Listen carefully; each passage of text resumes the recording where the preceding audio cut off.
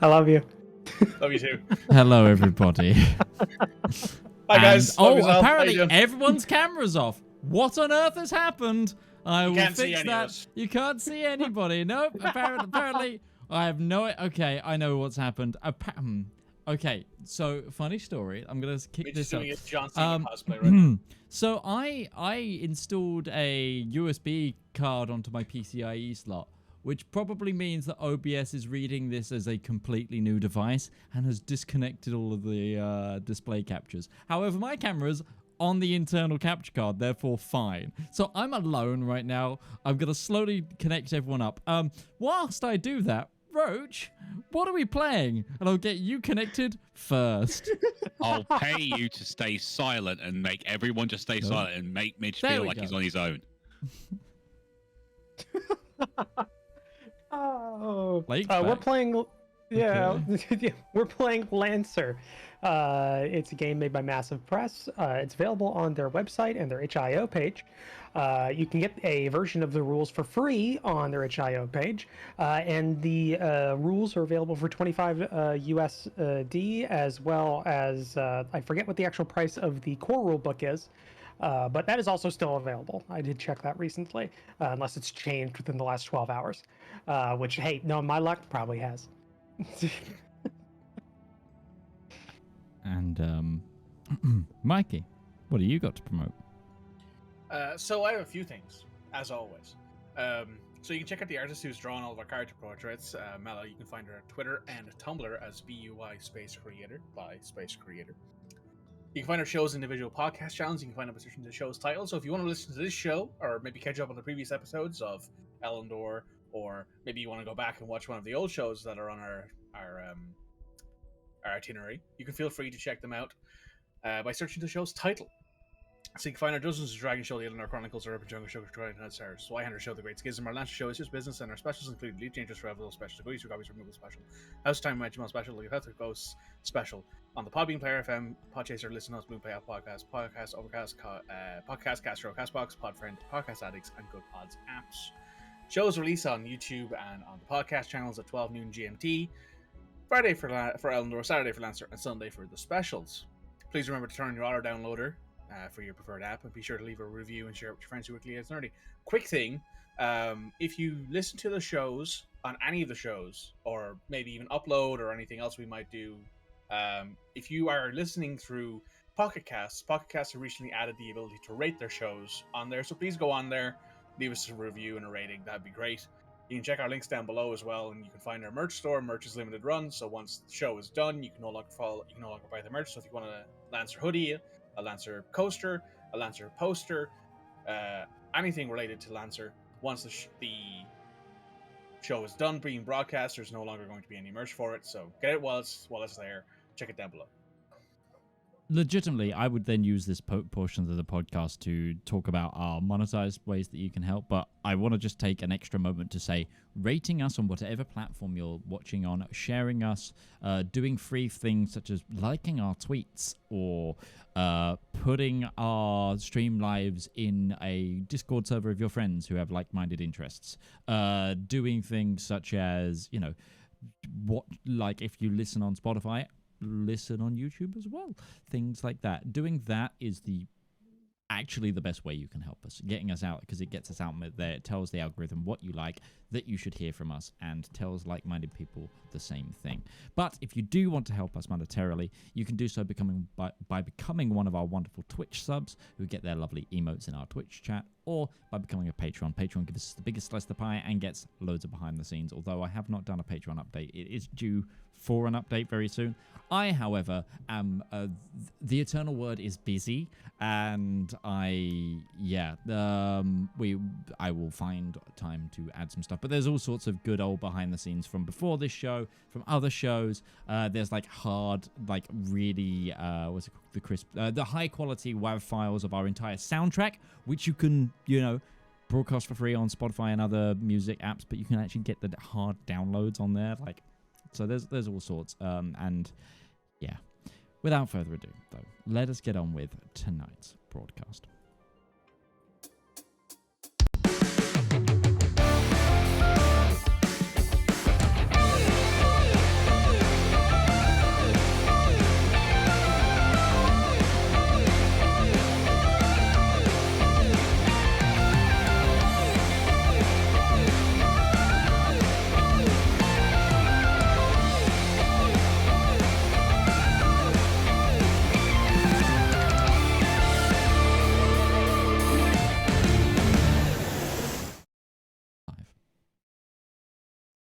Okay.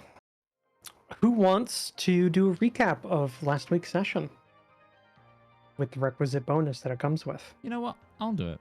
I'll give it a go. So, okay. Because I get to sum it up in 3 words. Fuck off laser. You could hyphenate the fuck off, but it works in the same thing. But basically, last week we finally progressed onto assaulting the airfield that we had been assigned to do as our main mission parameter. After talking and finalizing a few details with our good old handler and some of the royalist forces, we were given the location of the underground hangars, and our objective was to destroy a fuel storage on which was feeding these hangars and render at least part of this airfield, which is a much larger complex, but a large portion of it, inoperable. We assaulted by pushing close to their own defensive wall, avoiding early gunfire and opening salvos. Finally, as well, Fathead used our call-in artillery to soften up some targets, and we made this. We took some brothers in arms down a road to maybe Hill 30 and maybe Hell's Highway at that. At this point, and we were quite surprised. It was going well. I fired my giant laser, burst a hole in the wall, and set the main utility building on fire. I'm currently just charging my laser because I can't fire in my laser right now. The rest of the party are dealing with the critters attacking us, and one of the main critters that is attacking us is a small Corvette class ship that is painful. It is a spaceship. Yeah, it's the smallest class of naval ship. It's a small naval ship, which is like saying a modern US destroyer is small. compared to, you know, the Yamato.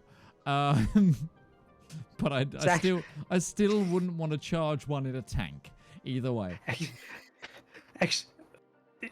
Keep going with your spiel, but I'm gonna countermand you on at least one factoid after you're done. No, I am done. I'm pretty sure I'm there. Like that's that. And Yeah, that's, you we get left your off bonus. mid-combat. Yeah, you get your bonus. Fun fact: modern day naval like U.S. Navy destroyers have similar tonnages to World War II era like cruisers. Oh yeah. I know that. Yeah. But it's still Modern destroyers are essentially cruisers in terms of their like tonnage and mass and everything like that. Yeah. Like only thing that's different is kind of their mission profiles, which even then it's not And that shape. different because the armor has changed a lot. Kill the enemy. Yeah, basically. Kill the enemy. Only objective is kill the enemy. Unless you're in Japan and then you have a whole class of destroyer that's just to get around your constitutional amendment to negate you from having aircraft carriers. So instead of having aircraft carriers, you have helicopter destroyers, which can also launch F-35s. Who cares? That's fine. Don't worry about it. Don't worry That's a real thing. That is a real thing. That's just a rear admiral with a label maker, is what that is. That's somebody playing Rule the Waves 3 and getting really creative in that building designer. That joke's for me, and sometimes it just needs to be Stumpy mix. Is that a Red? Do you have a whiteboard now? Is that Instead a of dice whiteboard? games, it's just Stumpy No, mix. that's a notebook. Okay, it's a notebook. Yeah. I thought that was just a little like whiteboard, like as in like, and that was an eraser pen, like. Although I definitely. I'll feel also like... this, Red. Next time you want to do that, you might want to hand it to me because your board kept on going out of focus. Although it was blurring it. There you go. If we were still doing D&D where you were playing the intelligence warlock wizard combo, having a whiteboard behind you would have been close. To go over your I- plans. No, I needed the whiteboard for Lena. That's true. Both. Oh I yeah. think it also would have been funny. you need a if cork you had been board. doing it. Yeah, if you've been doing it as Mog or Lena, and you just get one of Rival's cigarettes, and you're just doing the fucking Mississippi thing from. I believe one of the main songs we used in that broadcast was actually called Corkboard Evidence. So, yeah, no, we know it's the first couple of minutes of the episode. Everybody knows. Hi, everyone. I feel everybody like knows I'm what gonna we're get about. Hammer coming onto this channel going, when are you guys going to get around to actually stomping mechs and get into a battle or something? Because I feel like I'm watching rival streams where it keeps going. Let's be for an honest. hour. An episode of this is like half and half actual game and friends Shit shooting talk. the shit. Just shit That's- talk. Pure And that's the unadulterated perfect shit talk. balance for us. So we ended off with the Corvette's turn having finished, and now it is your turn Right, who hasn't as a let go? team. We have Demon, Padre, Reaper, and Fathead. The only one on your team who is gone was Spanner, who went first, and that was to negate one of the Corvette's turns. I am just going to be what do you call it? Charging? Yeah. Stabilizing? So, yeah. So I'm just going to be stabilizing this turn. So go ahead, me. Looking I at the do round need tracker, to move. Ursa's also moved already. Have you? Oh, sorry, I lost you yes. in the. I lost you in the. There's a lot of things here for potential enemy spawns, so the list has a scroll for the individuals in combat, so you Oh can't. yeah, Ursa had a badass turn. Oh yeah. I thought that was the end of the last round, but Yeah. No. The Corvette just went. The Corvette just went. You went. Smoke was down. That's why you got a flat roll instead of a -1, even though they used the lock on, and that's why the smoke's still there. That all happened in there. The Corvette went right after Spanner did, and then there was a thing. So my move yeah. is actually just going to be me literally moving. So if anyone else has anything that I do that's more productive, now would probably be the time to do it. that's my point. If the Corvette just went after Spanner did, how'd it shoot us? It should be jammed. No, It it gets two has 2 activations. Okay, but if only 2 of us have gone in the first round, how did it shoot me after Spanner when only 2 of us have had a round, is my point. Spanner went. Uh-huh. The Corvette moved because that's all it could do on its turn. Yeah. Then you went, destroyed 2 enemies with your thing, that with your daisy cutter, that deployed that smoke screen afterwards. That is still there because it stays there until the end of your next turn or the beginning of your next turn. Then the Corvette went again with its second turn, and then shot Okay. you. And then that's where we're at. We finished off that turn right after you got hit. Because the power symbol is still next to the Corvette, so it looks like it still had a round to go. Power symbol. Yeah, on the who is activated on the round tracker is what I was saying. Oh, the power symbol stays. It stays at the top because that's the last thing that went. It is the one currently Okay. active, but I haven't clicked the power thing for the next person who is active yet. That's why. Mhm. That's good. I keep that so I know who just went in a turn. So I know it's the top of your guys' current turn, whoever's going to go. So yeah. So whoever wants to may do so.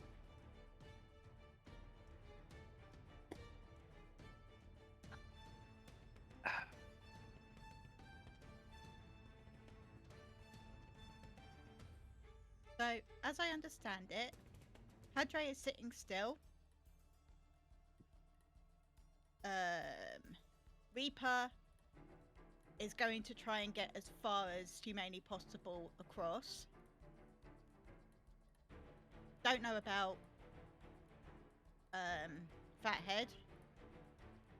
And Rival doesn't know either at the moment.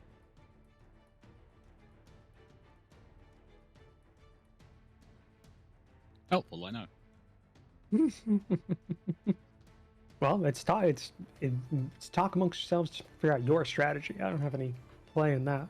Okay, so I'll let you guys know what I'm going to do, because I want you guys to know that this is what's going on in Reaper's head. Is that Reaper's thinking he's going to move here to get into cover, get hidden.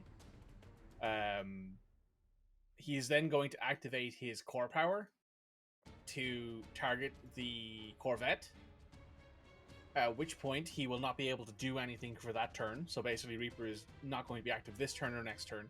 The turn after that, however, he will be able to deal 5d6 plus 5d6 plus 4d6 damage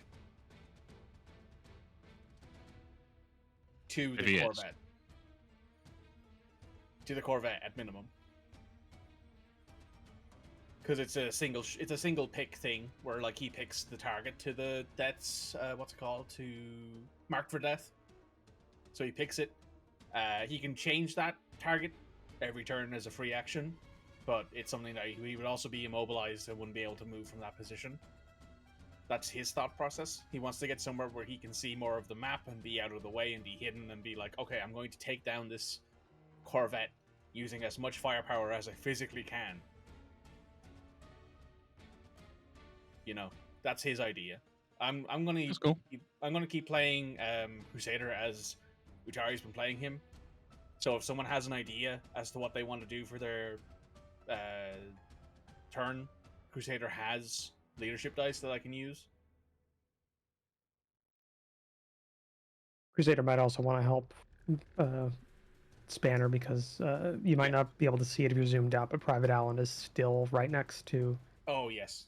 Spanner and is a danger. I couldn't see it behind the two. Also blends in pretty well with the wreckage. It does. The it's rubble. Actually pretty decent cover. But anyway, yeah. So yeah, Crusader's going to stay where they are, more or less, because they need to help Spanner, and Spanner's right there. So that's my providing hard cover to Spanner, actually. Yes, which is definitely helpful. Thanks. You're welcome. Insert German accent here. It was something. Red's heard my Birmingham accent. It couldn't be any worse than that, could it? I like how Rival's nodding in the background. Like, it could be. It could be absolutely, yeah, 100%. Accents can always get worse. Fair. So that's my thought process for the two characters that I'm controlling right now. If anyone else has any ideas. Other than try and shoot Corvette, I've got no ideas. Not a bad idea, given the fact that the only enemies on the field currently are a grunt, A tank. other Mike, a tank, and the death boss. So Okay, I'll go then. You've got 3 scrubs and the actual boss. Yeah, you got 3 trash mobs, and then the raid boss. 3 trash mobs and a raid boss sounds like a band name. Big Dude does have 3 armor. I remember I scanned. Has 3 armor. Yeah, you scanned it. If you need a re-up on that, I can. I've taken a note. I've just got Cool. to take a copy and put it in the chat. Cool. Which is great, because that means I can't do anything to him. Actually, if you could, I don't know if you have the permission to do it. Put it in the handout section for the Tuesday cruise, so that stays I there don't in have case. permission. Send it to me, I do. Okay. Yeah.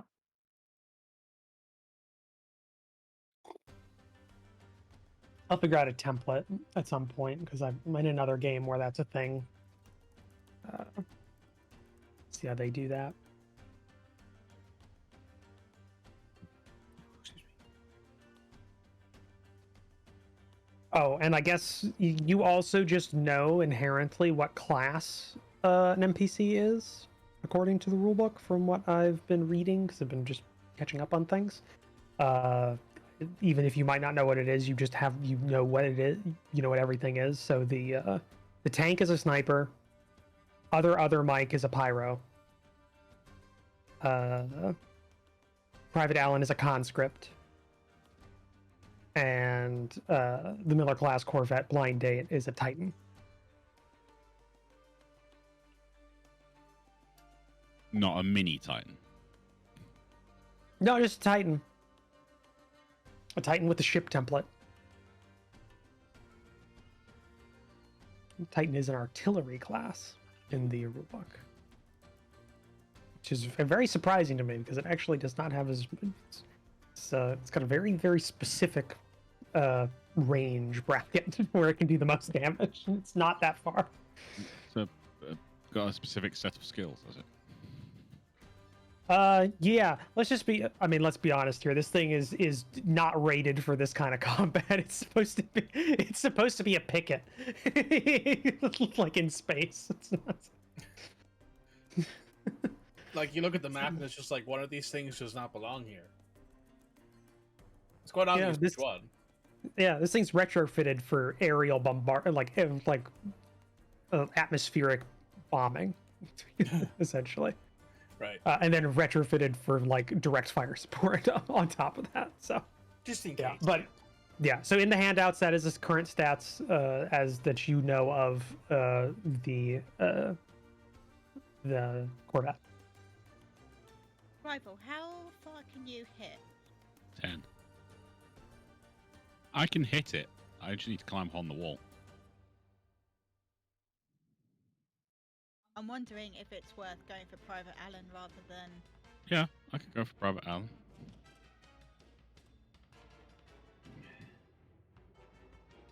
Yeah, sorry, I'll go for Private Allen. Like you do know it has, yeah, it's got 3 armor, which means that if I'd have to do a minimum of 4 damage in order to actually do 1 damage. Yeah, so your pistols would be useless. Oh, pistols useless. I'm not getting range from pistols. Yeah, well, I'm just saying is like I'm crazy. I'm not insane. Yeah, your Mjolnir though would do at least 1 damage every time you hit with it. Yes, it would. Because it does 4 automatically. I'd have to get it within a range of 5. True. I'm not doing that. Yeah, understandable. Because otherwise that thing would then just go, hang on, I just got to reposition. Oh, down.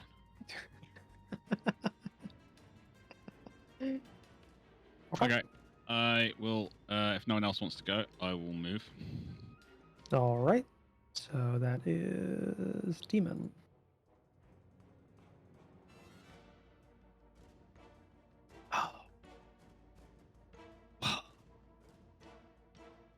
Sorry, did that catch on the microphone? Yeah. I popped my neck.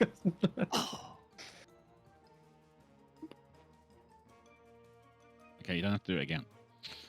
Okay, I'll mute myself. I'm sorry. I spent a long time last night doing a lot of hobby stuff, and my back is fucked up because of it. Because I did the classic shrimp hobby pose over my desk.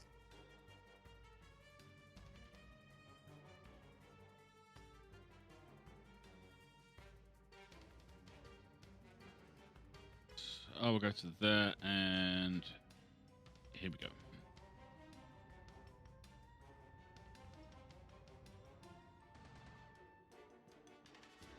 Okay, 1 damage. Well, the assault rifle has a reliable 2, so you do 2 damage.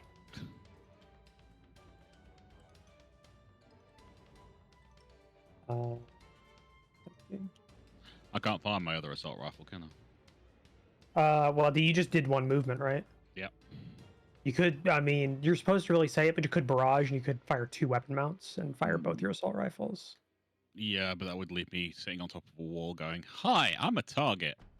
Did you use all your movement to get up No. on the wall? Well, then you can do it, and then you still have the rest of your movement to get off the wall. Okay, if you insist. You can break up your movement if you need to. If you I do that a lot. If you completely insist. I'm helping you. There That's you go. 6. Okay. Yeah, cool. Where is Private Allen in this chart? Okay, scroll. Yay! I saved Red Moogle. Thank you. No problem. You can appreciate me later.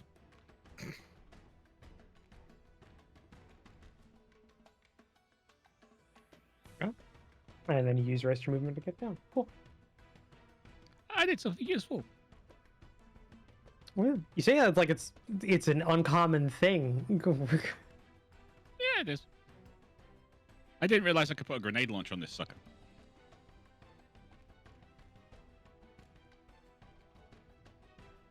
And Okay. strap 40 HE to it.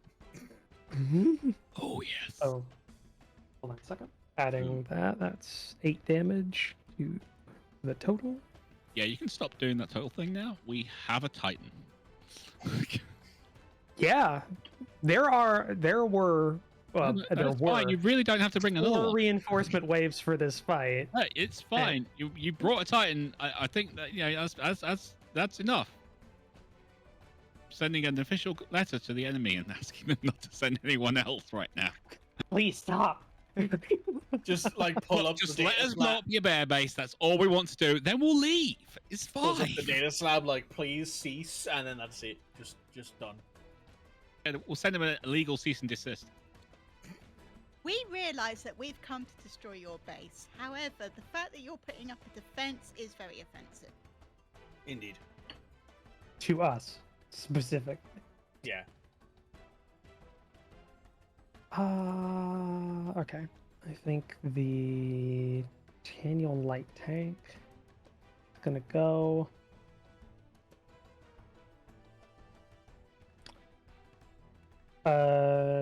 Like the smoke from the daisy cutter. It just says soft cover, right? That it provides. Yeah. Okay, it's not obscuring or anything. It's just soft cover. Cool.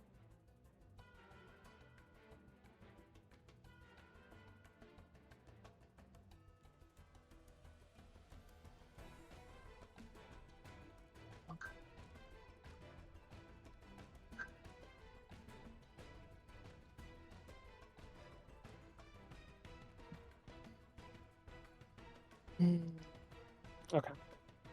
So the tank's gonna fire at Ursa.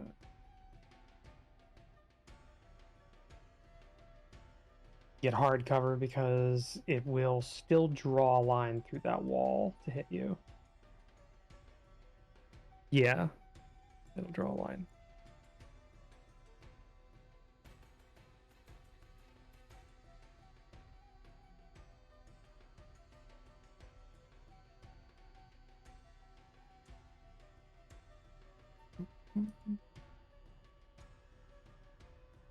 Hard cover.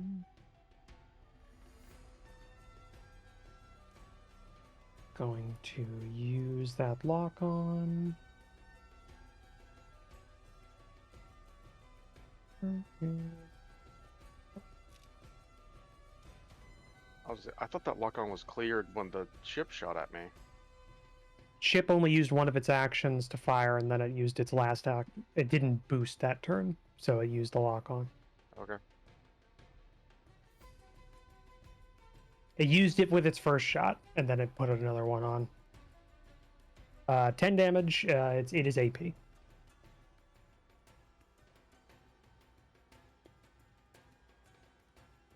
Oh shit! Structure yeah, damage. I had 1 hit point left.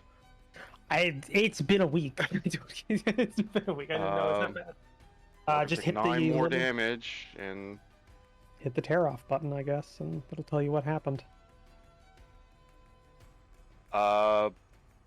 the daisy cutter is destroyed. Ooh. Well, you know, it was out of ammo. So that's not the worst thing. That's why I'm choosing the daisy cutter. Yeah.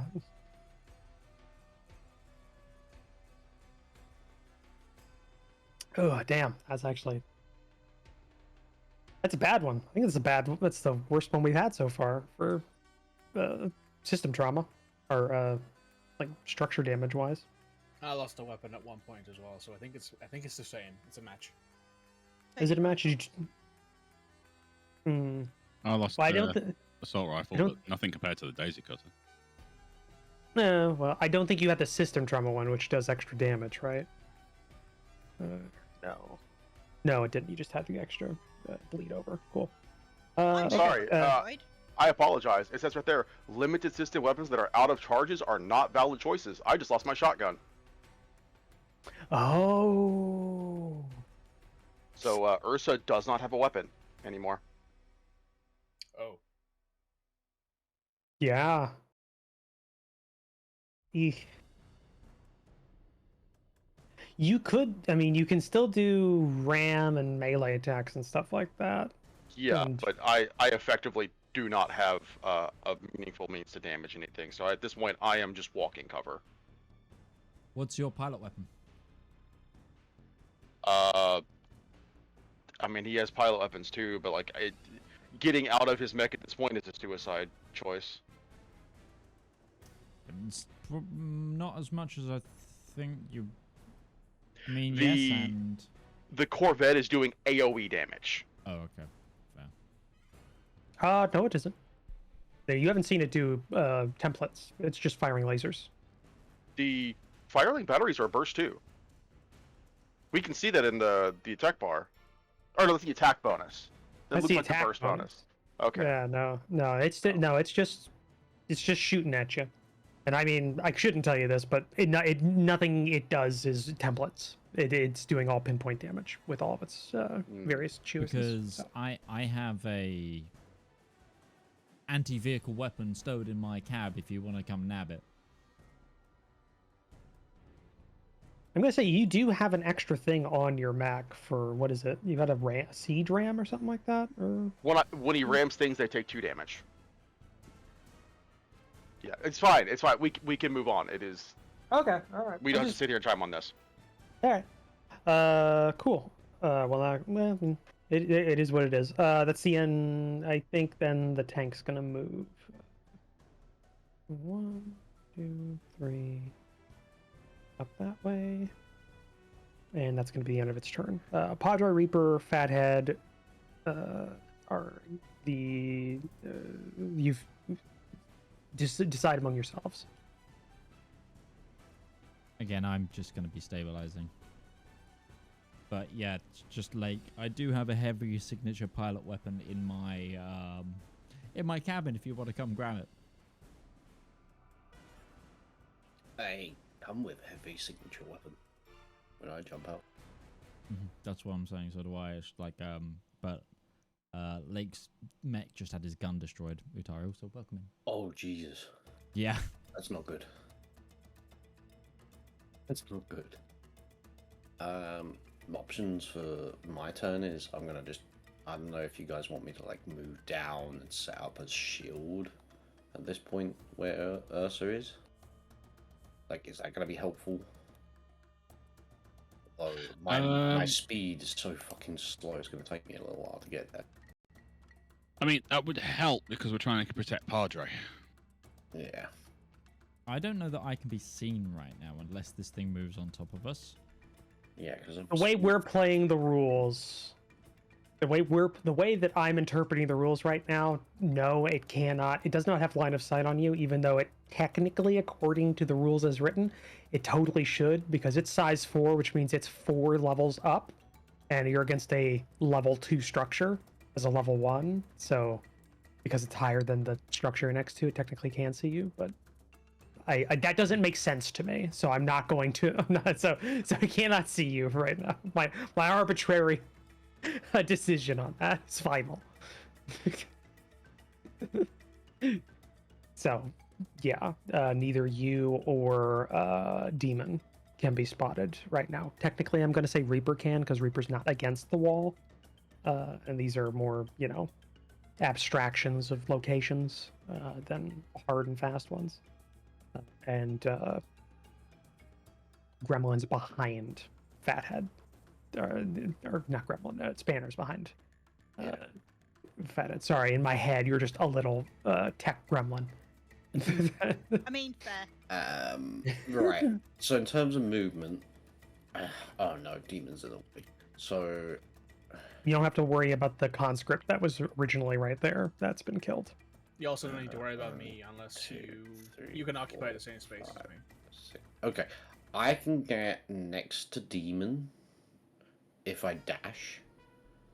But then I wouldn't really be able to do anything else after that, other than like I can't even see over this wall, so I wouldn't even be able to get a lock on. So Yeah, you can. I don't. You're a level 2. You're a size 2. I can put a lock on. I can dash and lock on, and I'd have to do next turn to move down to where Ursa is. So slow. This big mech is great, but it's so slow. Utari, my plan next turn was to give both you and Reaper a push if you both need it. Because Reaper's got to go across the other side of the map, so I was going to push him, and then I could push you as well, as much as you know. Yeah, but are you going before me? Well, I'm usually top of the round. Right, so what I'm trying to think of is how do I get down to where Padre is going to be to protect Padre with my shield? I can push you before your turn. Actually, I suppose the better question is, Padre, where are you intending to move towards? I'm stabilizing, so I'm staying right here. Okay, and I think the aim is that I'm meant to protect you within my bubble. So are you going to be staying there for a while? Because obviously I can't move once my bubble's up. I need to stabilize twice. You need to stabilize. Right, okay, that's fine. I can actually do this. I need to stabilize twice. We can so pop dashing, it early if we're really desperate. Yeah, dashing, is that a quick action, just to clarify again? Because I don't do it very often. Yeah, so it'll be your full movement. Actually, I can cover you in the bubble then. If it's a quick action, I can do this turn. Do you want me to just get on with that? It's a very, I mean, it would work. There's nothing else you can really do from your position with any of your weapons, range-wise. Yeah, and I don't have any great weapons anyway. Yeah, so I could take a turn and get that bubble up, and it would help out Padre. No, you'd just be outside of it, Ursa, but everyone else will be moving in towards it as well, so you probably will get the benefit from that if I go first. Well, not first, but if I go next.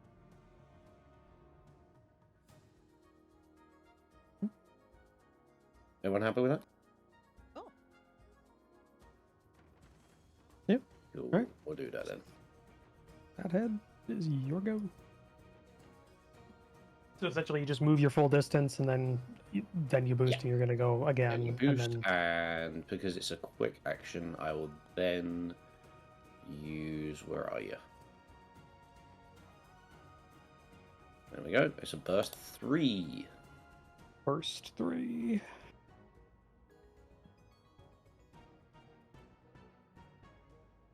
Lovely. Right, everyone in that. But it does cover Ursa actually. There you go. Yep.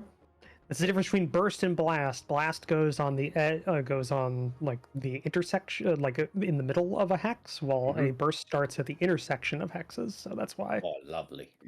It works. So we've got that. I figured that why that's different. So. Force field activates.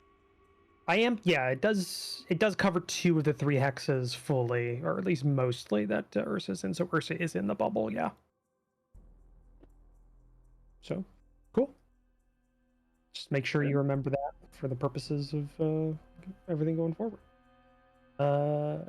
Cool. Let's see here. Okay. Other Mike. OOM. No, he gets his full name because it's funnier that way. This is true. And only that reason.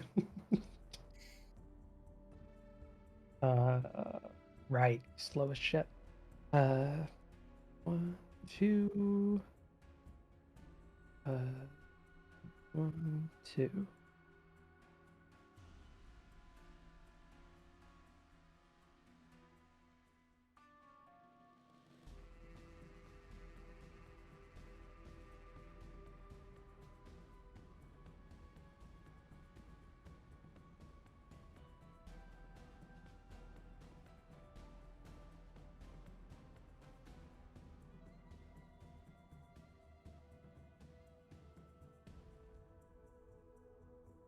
Oh, it can actually use one of its fucking abilities.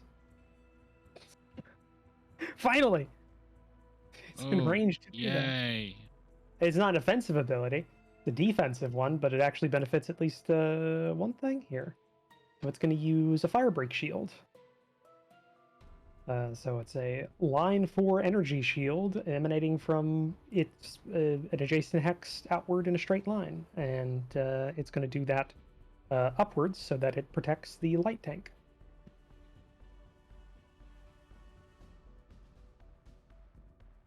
Now I just need to figure out how the hell I'm going to draw that.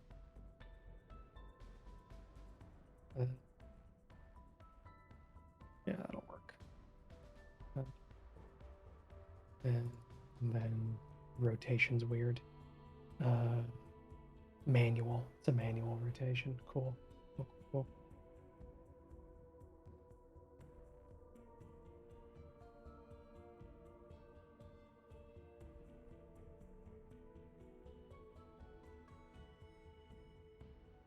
Okay. So any that wall does not block line of sight. So you can still see the tank if you want to shoot at it, but it does provide the tank with cover, soft cover, and an attack made against a character benefiting from that cover misses on a 4-up on a d6, just automatically.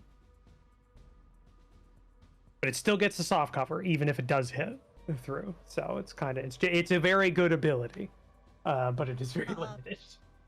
Are tech attacks included in that? Let me reread this. Probably not, but just check. I think cover only applies against ranged attacks. Tech attack is not a ranged attack. Yeah, we went over this last time. Yeah, I think it will not apply to attack attacks. That's still viable, but any ranged actual weapon attack is still gonna have to deal with that. Okay, and that's other Mike's turn. So it's Reaper and Padre left.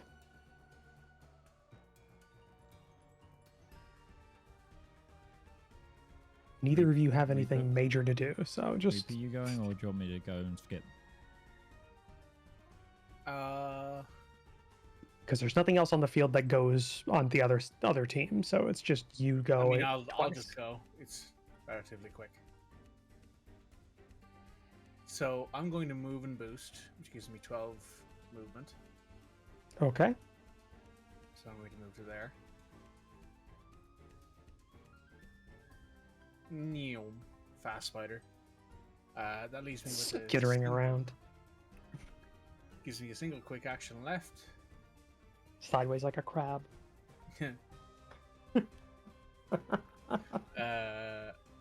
Which I am... That's the most upsetting thing I've thought of for a death set, is that it doesn't move forward like a normal mech. It has to move laterally. Sideways, yeah. Side to side. I'm not going to use my last quick action. I'm going to stay there, which means I'm now hidden. Okay. That's it.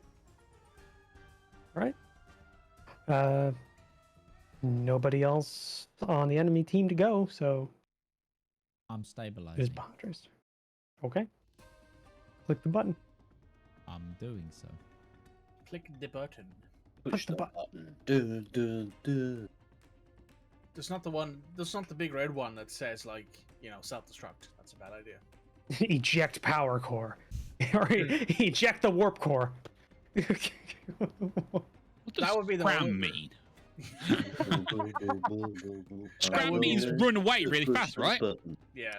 That is the one thing I hate about Star Trek the most, is the fact that they don't have a scram. Like, they have to just eject the whole fucking reactor out of the ship. Like, they can't shut the reactor down. Like, it doesn't... Yeah, there's not like a button that just shuts all power into like containment and stuff like that and shuts the sucking down. No. Okay, to clarify with Star Trek, what kinds of reactors are they using? Are they using fusion? Are they using fission? Deuterium, anti-deuterium, it's matter-antimatter reaction. Yeah, fusion basically, reactor. the second the matter touches antimatter, it creates a massive explosion which causes power, and they harvest that to make the ship move. Yeah, and the molecules of deuterium and anti-deuterium. You just hit the button that stops one of the two feeds going through. Shut the problem antimatter. isn't that, it's that if you inject antimatter to collide with matter, it cancels each other out, so they should have like a finite amount of antimatter they can use, but they don't. They just have loads. It is Yeah, a what thing. I'm There's saying also a is to thing shut about down focusing the- crystals. Okay, so that's for the Star Trek Adventures show we're gonna be doing next. Just trying to hype you up, people. I saw. Hard not. Hey, it's getting a second edition. Good, it needed it. It actually did. Apparently, it's really good. They changed a lot of the stuff with ship combat. I just meant they got- the state of the first. But yeah, I've Okay. stabilized. That is my turn. Awesome. All right. Well, that's the end of round 4. Let me go to the top of end of round 3, top of round 4. And before we do that, table.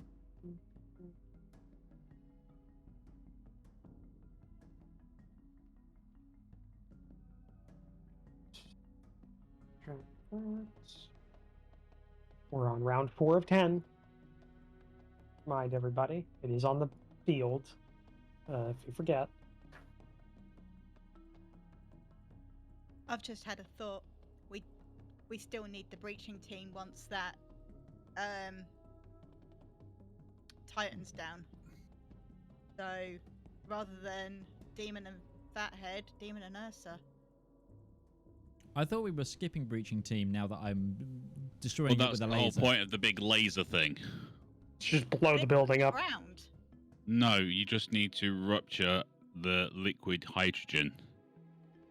Basically, I think the term was I was doing enough damage to the building that it would collapse in on itself and everything would go boom. Okay. The thing, you had the option of destroying the building, but it was very difficult because it had a lot of HP. And then Or- Mitch went laser. Or you got a thermite charge inside of the building, and then it would just auto do it. That was the two things on that. Okay, I'm just gonna. Basically, I went hold my beer. Building Hold in the my way, hold AAA my beer. battery. I'm making a reinforcement roll. Hold my energizing smoothie. Hold my Energizer Bunny. Basic math. Right. No such thing as basic math. Just so sometimes basic addition gets me when I'm not in the right mindset. Okay. So once again, you are a call comes in about enemy reinforcements from the north.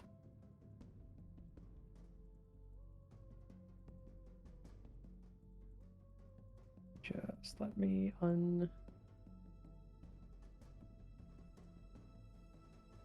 Oh, more flyers. Oh, those fuckers. Kilo attack flyer JL 621 and KO 944.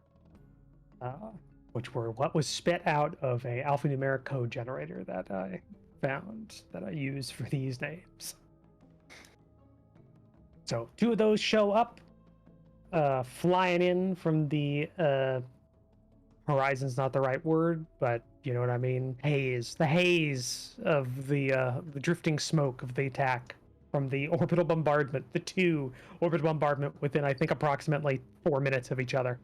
That happened. The opening one on the wall, and then the one Utari called in. So they come out of the haze. You are familiar with these. You fought at least one of them before. Though these ones don't have the same livery marks as the previous one. These ones aren't as bad. These are different enemy profile. These are not as ace profiles as the previous ones.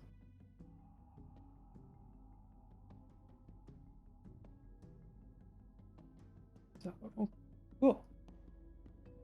And all right, so it is up to you all. I think technically, according to the rules, if the players end at, or if they have 2 or something like that, or I think I might be thinking of a different game system. So no, it is still you. So who wants to go first? Mikey, do you need moving again, or are you good there? Mikey's hidden. Yeah, I should be fine. Yeah, Until I start shooting again, I'm good. Yeah, No, I I think meant it's. if you want moving forward or anything, or Oh no, I'll be fine. Like, I think it's like a 50-50 shot if I can even hit you if I shot at you. Like it's. If I remember correctly, you have a general approximation of where I am. You do not know where I am, though. I thought there was one where I could shoot at you, but it's like a d6 roll, and whether or not it actually I will like double hits check you. that and get back to you. Yeah, I thought it was very similar to this wall that Pyro, other Mike deployed. I need to put that on like a sticky note because it comes up every time because we always forget. Get tattooed across my forehead. You You can read what I'm doing here. Yeah. So who wants to go first on your side? well, I can't.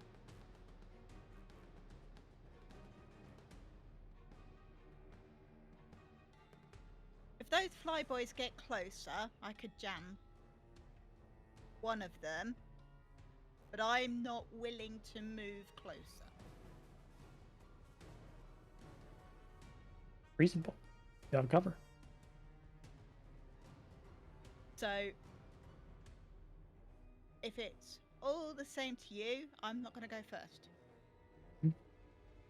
Do we remember what kind of payload those flyers were carrying last time they attacked us? You remember the last one you fought had some missiles of some sort. It dropped some bombs at one point, and Spanner did recall it was somewhat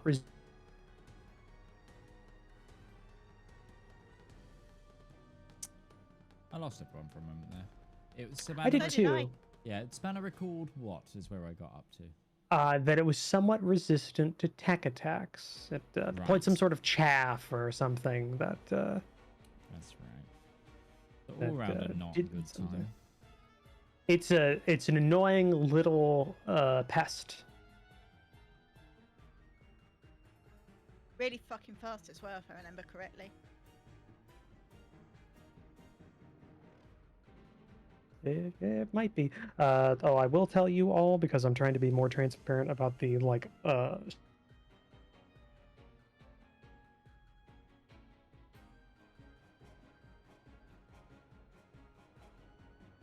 we're back. Froze again. I'm going to try and change our server region, everybody. Give me one moment.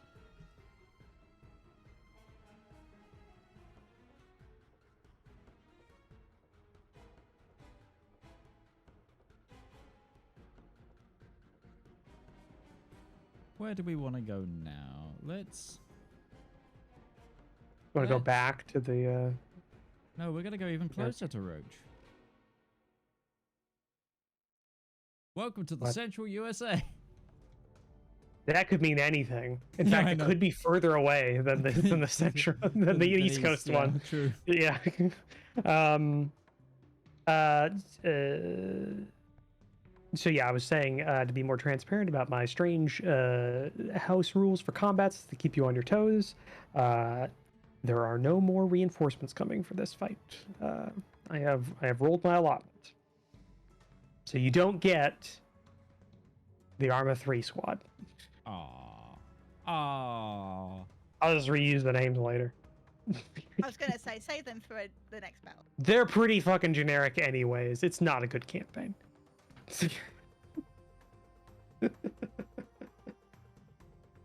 Yeah. So yeah, generally whatever you all want to do for your turn. Did you know that if like the Corvette has 2 activations?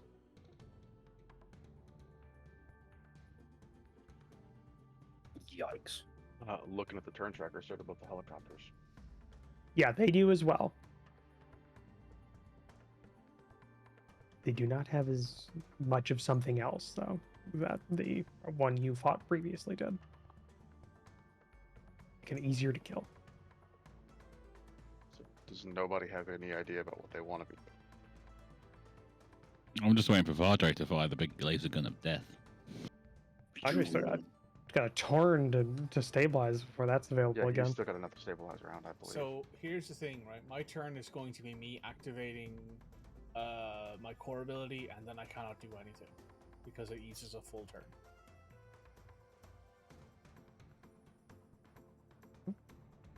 Okay. And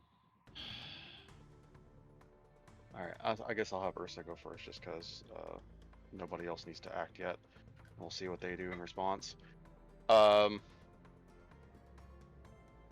turn is going to be very straight. I was really tempted to wait to see if these things got closer and just pull my exploding axe. Just blow it up. Was tempting, but it is outside of range, and I wouldn't be able to get the base 2. And I thought that might be another fun 2-for-1, but we're not going to be able to do that. So Ursa is going to move up to basically actually put himself completely behind the wall and cover. And he is going to... I think he's going to full invade the blind date, and he's going to try and really give it as much heat as he possibly can. That's a clever idea. Strangely, your mech is very good at. The Tortuga is surprisingly good at tech attacks. It has a lot of sensors. All right. I like the idea that he's just actually got like instead of 1 GPU, he's running like 2 in SLI. Like Yeah, old school. he's running a 1080 he's got- Ti in SLI. He's got like 5 980s. 5 980s, just like properly the old school way of just multiple GPUs, and that just allows him to do because he's got the space for the server rack basically because it's a big old mech. Yeah. Yeah, we'll just go ahead and do that. Fuck it. So we're just going to try and evade it. First attempt misses.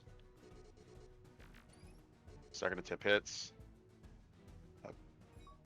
2 heat. That's a, It is impaired until the end of its next turn. A lot of tech sound effects. yeah, it's a very interesting text sound effect, isn't it? Yeah. For a second, I thought Windows was dying on me. But I gotta double check the penalty for Sounded like the Domino's triggering pizza tracker stress. for me. did you say impaired? Yeah, I know. Yes, exactly impaired. what Fucking... Impaired. Cool. Just Hold need to on, make I'm sure. double checking the stress reactor table because I'm really tempted to overheat and try and invade it one more time.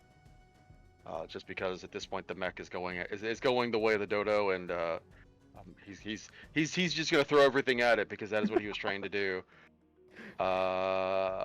Bullshit. Just as far as you can. Because it's very actually I think it's guaranteed if he overheats it will cause a stress meltdown. So I'm double checking to see what might be rolled on that. Overheating You table, can yep, there it is. just blow up. Could be impaired. Become exposed, taking double damage. Sure, that sounds like fun. And there's a potential of it melting down, but only on 2 natural ones. Fuck it, let's just go for it. Oh boy. So yeah, we're gonna overcharge. It would be fucking hilarious if you just blew up again. This is a destabilized power plant. So Ursa's mech is now exposed, and we're doing all of this, by the way, to miss. The fuck is exposed to again? He's exposed. He is shredded. Shredded. Okay. Yeah, he takes double kinetic, energy, and explosive damage until it's cleared. Shredded. Oh, there's actually just an exposed button. I should go That's next. Ursa's turn. I should go next. Because as part of my stabilize action, I can You remove can clear that the from you. exposed, yes. Yeah. Cool. But that is the end of Ursa's turn.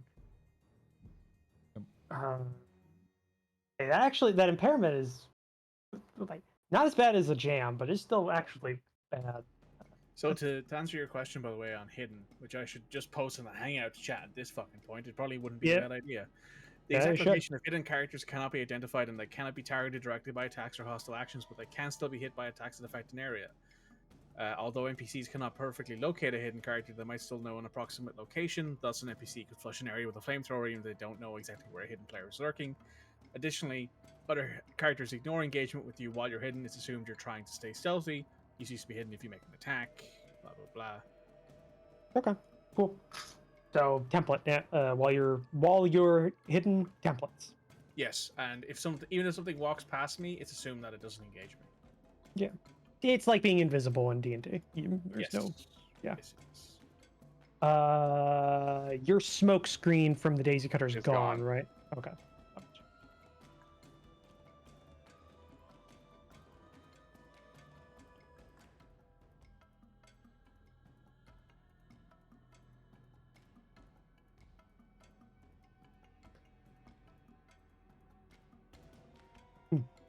No idea what that is. Okay.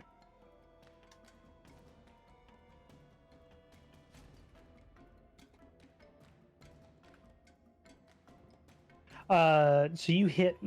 So just double checking. That was only one actual tech hit, so it was Yep. 2 heat, right? Yep. Okay, just 2 heat. Just need to double.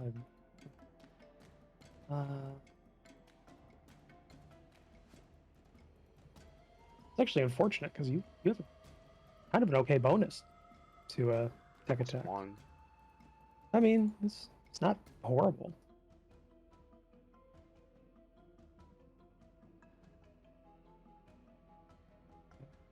Okay, we're going to.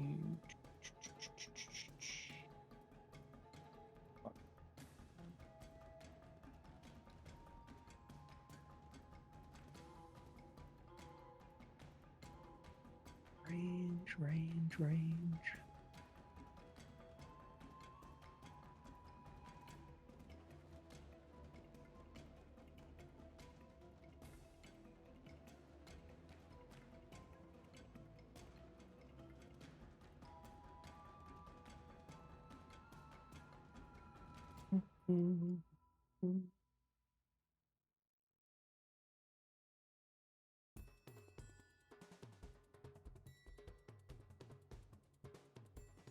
Yeah, I think it's gonna just go ahead. Versus not as big of a threat anymore because it can see the shotgun blown up in its hands. But it did just try invading 3 times in a row. Utari does not have any cover, or Fathead does not have any cover anymore, but the shield does apply to both of you.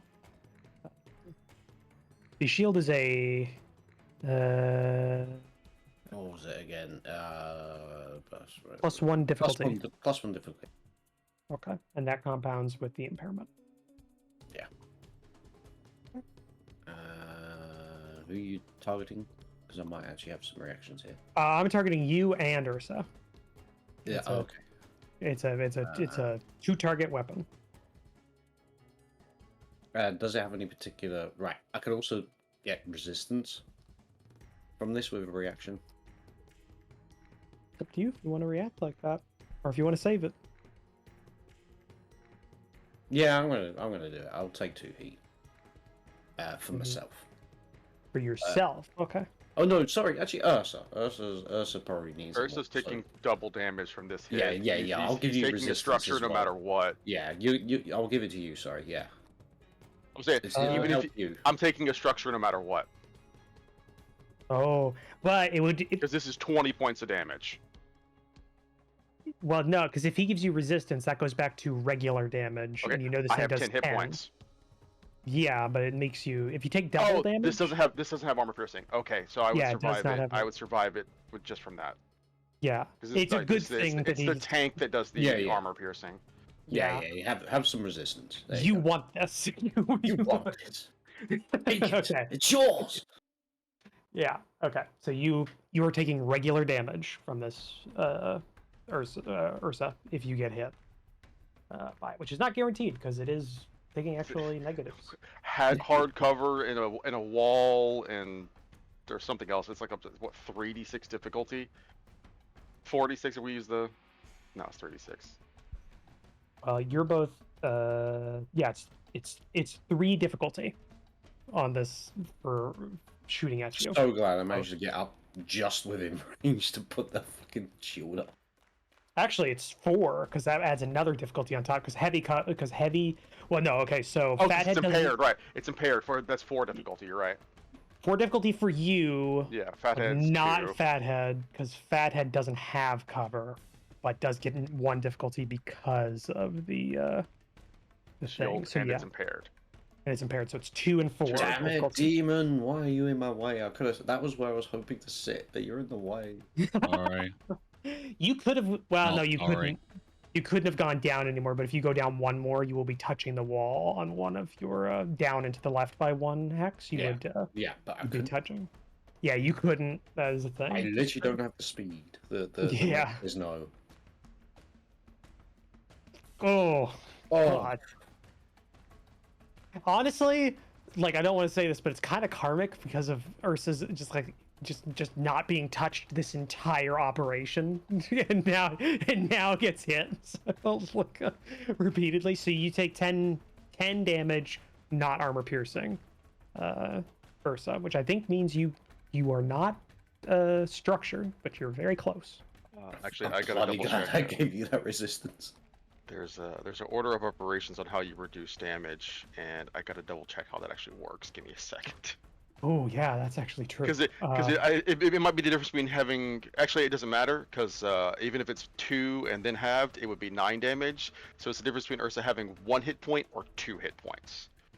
Yeah. And I think reduction happens before resistance. So Ursa has 1 hit point. Yeah, that was actually a very good call. Use the reaction. Cool. All right.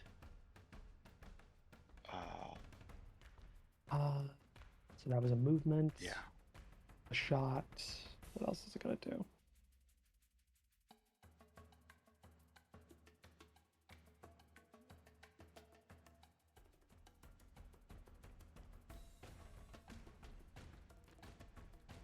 I think it's going to use its other quick action to lock on to Fathead. I deserve it. From its perspective, Ursa's already kind of been like it's like in terms of order of lethality. Its computers are probably calling out Fathead pretty hard right now because it's emanating a countermeasure of shields around itself. Shoot the tank. Shoot the tank. Imagining there's like. Well, actually, no, I'm not a Arcana tank. and I don't lock. even have I don't have much armor. I don't have a huge health pool for a size 2 mech. So I'm not really a tank. I'm the bard. You're an aid. You're an aid caster. Yeah. Yeah, it's kind of is that weird in between a caster and a tank. bard. I'm playing a bard. I was thinking MMO, because there are some that have. Very, very, very large bard. Yeah, I know a bard. Yeah, no, bard. If Ustenia was a bard, Yes, if ascending was a bar rather than a Oh barbarian. my god. Honestly, not a bad character choice. Except like doing throat singing and stuff like that. Having. Hey, if you want to know what that is, try and find that campaign on the internet in the 3 locations in which it exists, but not all Have in fun. one. No, not all in one. Excuse me, I produced a Google Doc that will help everybody to do that. That is very true. That is very true. It actually was very helpful because I rewatched it, but there's still breaks. Okay. So yeah, did that. That is the end of the Corvette's turn. Now it is Demon, Ursa, Padre, Reaper, Spanner's turn. Padre was gonna go. Yeah, Padre was going to go. So I'm going to stabilize to remove that from Ursa. Because even if you're going to take a structure on the next hit, let's make sure you don't take 2 I structure. forgot to click. I forgot to click Ursa already Ursa. activated. Yeah. Yeah, I forgot to do that, but that's a thing now. Okay, so So that was just yeah. So Padre's going. Yep, I'm going to. Can I use a quick action as well before I stabilize? Stabilizes 2 actions. There's 2 Yeah, it's a actions. full. You'd have to overheat. Or overcharge. Do you even care about that at this point? Yes, because Midge? it's 1d6 plus 4, and I have a cap of 10. So technically, if I roll a 6, I'm at 10. But technically, I re-roll these anyway. Like if I do. What's the get the result, chances? bad with me. Like I can tell you it's 1 in 6. it's 1 in 6. Is it? I thought it was 1 in 5. But it's midge weighted, so it's like 5 in 6. It's be great for Warhammer. Actually, so no, you can re-roll overheating checks. Then it's 1 in 36. Yeah, no. Yeah. I can re-roll what happens on the when I'm at. Oh, on the overheat table. Mm. Yeah, No, then you're screwed. exactly. Yeah. So I'm just gonna stabilize. Cool Mech does nothing, but I'm gonna clear ally condition. Clearing shredded, I'm assuming. Exposed. Exposed. Exposed, which is technically shredded. Yeah. Just 1 second. I don't. Is it only just one condition or all conditions on a It friendly? just says clear ally condition. I will need someone with com open in front of them probably to tell me if it's It is normal. 1 It's condition. just one. Whatever the one that's doing double damage to him, I'm removing that. Okay. And it wouldn't have mattered to me. I was seeing if Sniper's Mark could be cleared like that, but Right. it doesn't list that as a condition that can be cleared that way. So I think it's more. You have to go prone to clear it, or it has to Or be willingly covered. give it up. Well, no, it still remains. It just the benefit of it doesn't apply when you're in cover. That's kind of the or you're prone. Which it's a thing. Cool. Let me get rid of that for you. No longer exposed. And is that the end of your turn, Padre? Yes. Cool. But I am now fully charged, gang. So next turn. Next turn. Witness the firepower. This fully armed and operational Irishman. You're not even going to bother moving. You're just going to put the beam through them. It's like, fuck it. I'm 100% going to try and hit the big bird as well. Yeah, it makes sense. Not a bad idea. If someone You're can gonna put a hole in heat me something. up, I can do 5d6 to it. Someone gonna eat me up. Put out a lighter. Like, all right, Legit, Utari, pull out your lighter. if we get me to what's it called, danger zone, I do an extra d6.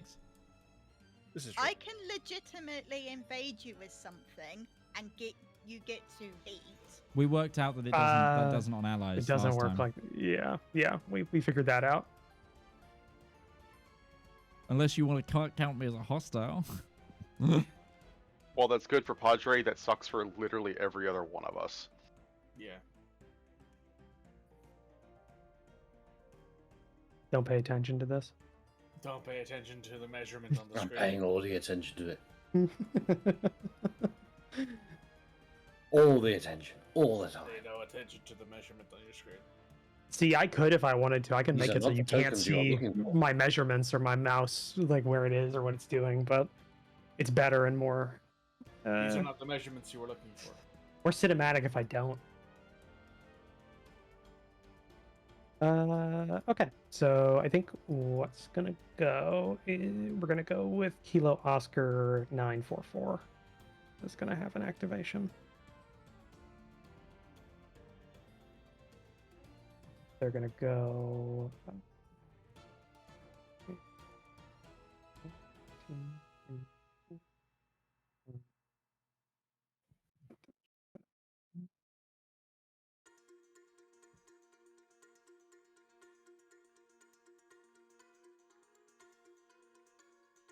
Move to 6. And then they're going to boost. I'll actually open up their character sheet again.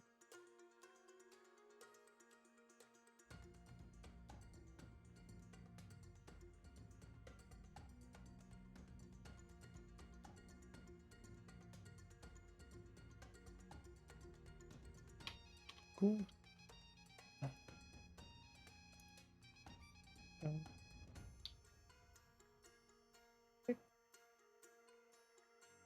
There.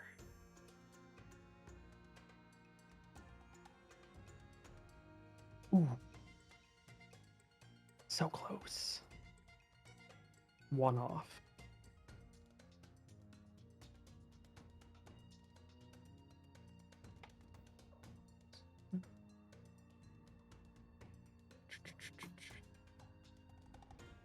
That's all it's got. Okay, that's going to be the end of its activation. You're one off. You're one hex away from being targetable, Spanner. So lucky. Would have still had cover, but still. Stay on target. Okay. May I go? Or Reaper, do you want to go? No, you I'm can go. literally going to sit there and just lock on and do nothing because I'm keeping this bubble up. I can't move until the end of my turn anyway, even if I didn't re-up the bubble. Alright, so I'll go. Okay. Firstly, I'd like to lock on to that fly bastard. Alright, your sensors is 20, so you're totally within range of that. Oh yeah. Okay, flying a lock on. And then I'm going to use that lock on. Okay, yeah, let me open up their sheet so I can know what the reactions are.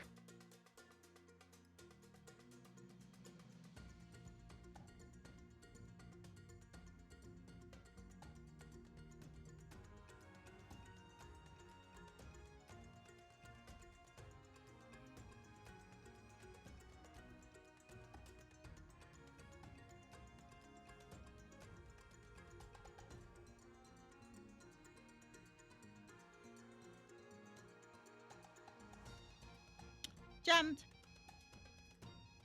Okay, it's going to use a reaction. Sorry, I'm just reading another thing that might come into play here, so just give me 1 second, because it does have a reaction to deal with that. But... I remember. yeah, I'm just double checking something.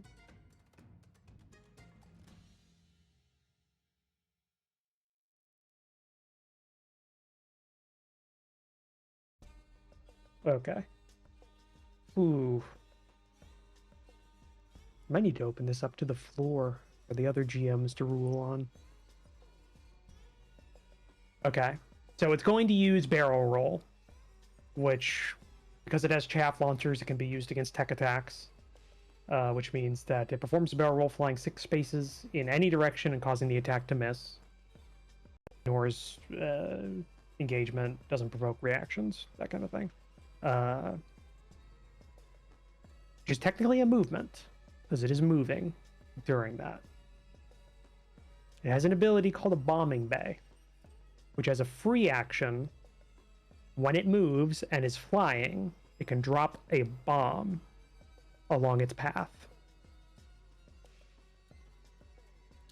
So the interaction between that, I'm not sure how to rule on that, because I have to stick to this after there. And technically, there's things that you could do that do the same kind of thing. But Reactions specifically say you can take it at any point during your turn. This isn't a. Yeah, that's. No, I'm saying free actions in general say characters can take free actions at any point during their turn. It is not the helicopter's turn. You are correct. I would also say a barrel roll turns the object upside down, and I don't know how gravity would work with a bomb bay. just raining it up into the air or down into the mech, I guess. Because my idea would be they start barrel rolling, it starts coming out, and then they smack it with their rotor or their wing and just explode. Yeah, then barrel roll. Thank you very much. Not a barrel roll. Either way, I was gonna make that joke. Fuck you. Just either way, Newtonian physics demands that barrel stays in a location while it rolls the around. dunking joke, man. Oh Christ. Okay, yeah, you are correct about that. So, yeah. I would also say Reaper was hidden before they came onto the map. Yeah, but it does say they have an approximation of their They can also location. make a search roll against my agility to find me if they want to. Oh yeah, like a specific. I would, yeah, as but a we've specific already area. defined that free actions can't have to happen on your turn rather than on your reaction. So it doesn't matter at this point. But cool. I didn't have the definition, so just to put it right there, that's what they're using is the barrel roll, and the thing that allows it to be used with a tech attack, so you all know it, is chaff launchers as an ability. So that's what it's using. Okie dokie. And then Brave Suspanna is going to bravely run away. Okay, well, hold on, because this reaction happens. It's using that, and it's going to move 6 in a direction, which... why the fuck not?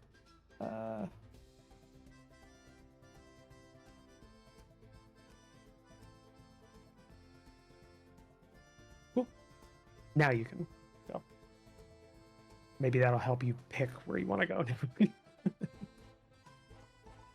Bravely running away. Okay. And yeah, that barrel roll ability recharges on a 5 up. Every time it takes an activation, it rolls that to see if it comes back.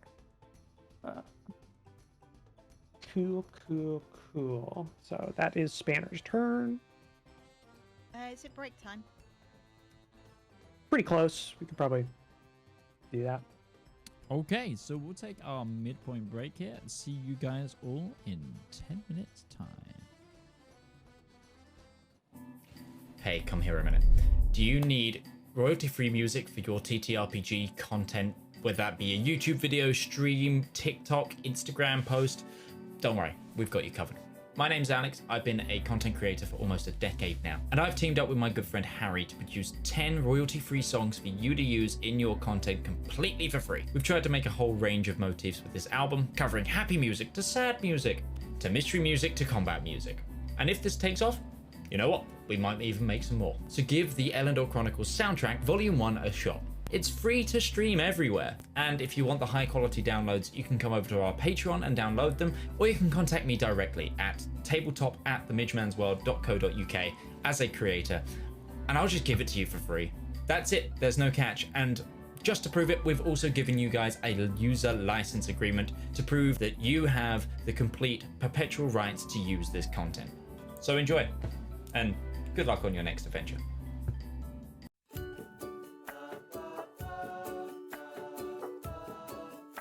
Oh, good day.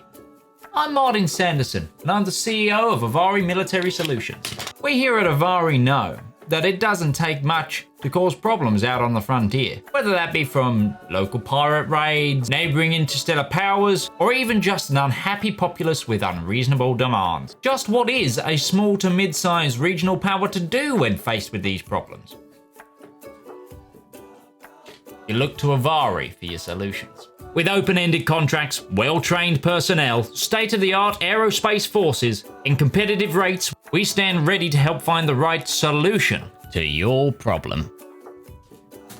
So if you have a problem, why not call Avari for your solution? Our operators are waiting to take your call, and consultations are free of charge.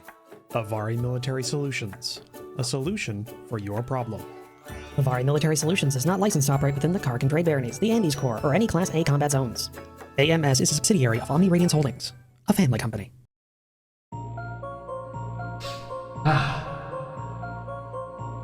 When is a story more than a story? When a tale is more than words on paper?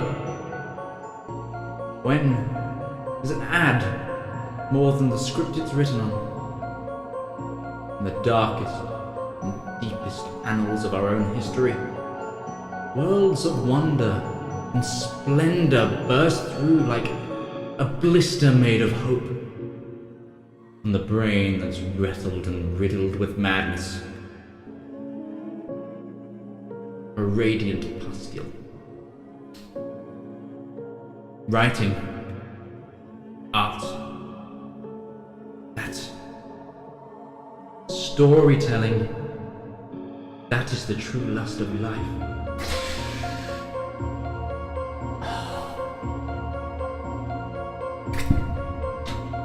You too can dutifully indulge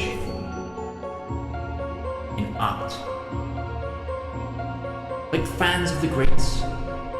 Shakespeare, King, Tolkien, Seuss, Mercer. You too can indulge through Twitch Prime. Get an extended access to a wealth of knowledge with a simple click, an emotion so small that it could endlessly amount possibilities. Embrace those feelings. Support art. Support the component cast.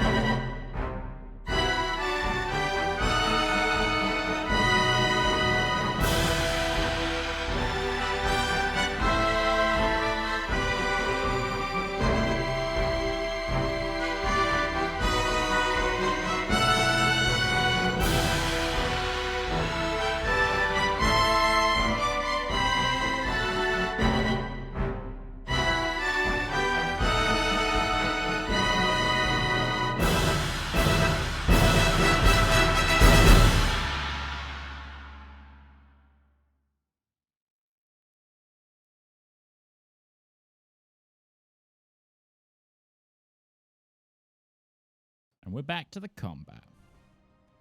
Yeah. Also, I just really delayed, told everyone how close we were to the break there, because I, for reasons that would only be described as a comedy of errors, ended up with tea down my bare leg. Scalding hot tea. So I now have an ice pack. Nice. To break it down into the real reason of how I got here, the reason I was now maiming myself is because I decided that I needed to try and save the carpet. We have, ever since we did the refurb here, we have some nice carpet up the stairs, which my mother is adamant about we keep, clear. And that's fine. So, I was carefully holding tea. And then I realized, something sticky's on the bottom of my foot. Apparently at the bottom of the stairs, I had stood in some George snot. So lovely, gunky cat snot. In the process of lifting my foot off of the carpet to not tread the bloody snot into the carpet, jogged my tea-carrying arm, sending half a cup of tea down my leg and knee and the carpet I was trying to save. So that was what my break Mitch, was. for not doing that halfway up the stairs and then falling down the stairs. Yeah, the only thing missing from that is the falling down the stairs part. But Your mother would have just walked in after like half an hour of us been sitting here like, where the fuck is Midge? Yeah, but that was me shouting in pain. I said, she was like, what's happened? What's happened? And when I said what I'd done, she went, is the carpet all right? As the resident American from the South here, this wouldn't happen if you just drank cold tea. True. Yeah, but who does that? Heresy. I do. As the- I love a nice As cold the tea. other American here, you are a Philistine, sir. Hold on. I don't care. I'm out. Screw you all. Iced tea is wonderful. Time to fuck out. I agree. Iced tea and cold tea are two different things. That is true. Iced tea is That very is good. true. Iced Iced tea tea- is exceptional.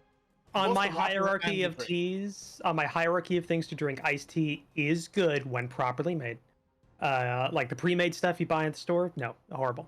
But I still prefer hot tea over everything else, honestly.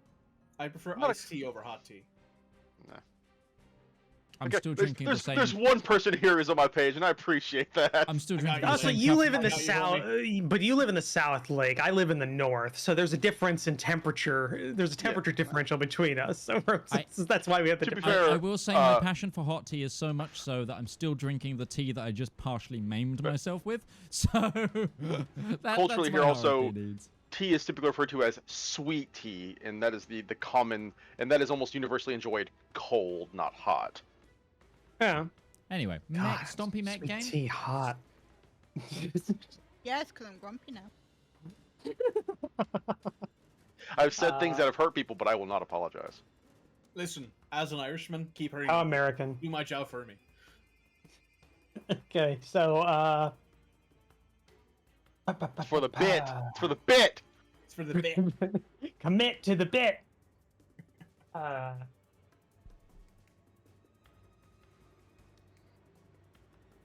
Tactical options are limited.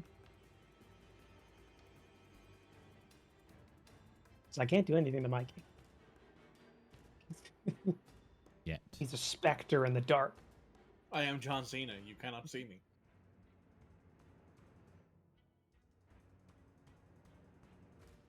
And other Mike will take at least another 5 turns of this 6 turns left to get anywhere near you. Yeah, I have no idea what that's like. No, it's worse. He moves 2. That is his speed. He's had to push himself every turn max to get as far as he has. His mech is It's somehow gonna be a personal. whole new campaign next mission. Don't you guys worry. Hold the ball Mike's- game. Other Mike's mech is somehow sweating. Like it's a machine, but somehow it's sweating. Okay, I think I was thinking about do I delay it or not?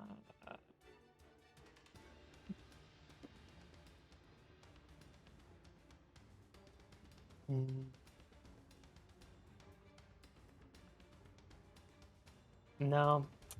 Okay. The Corvette's gonna take its second turn.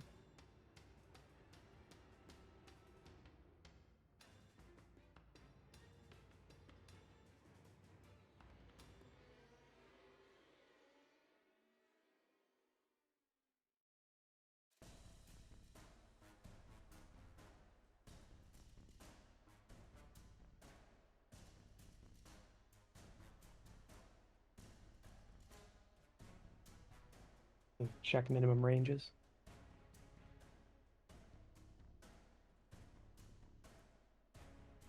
Cool. Okay. Moved there.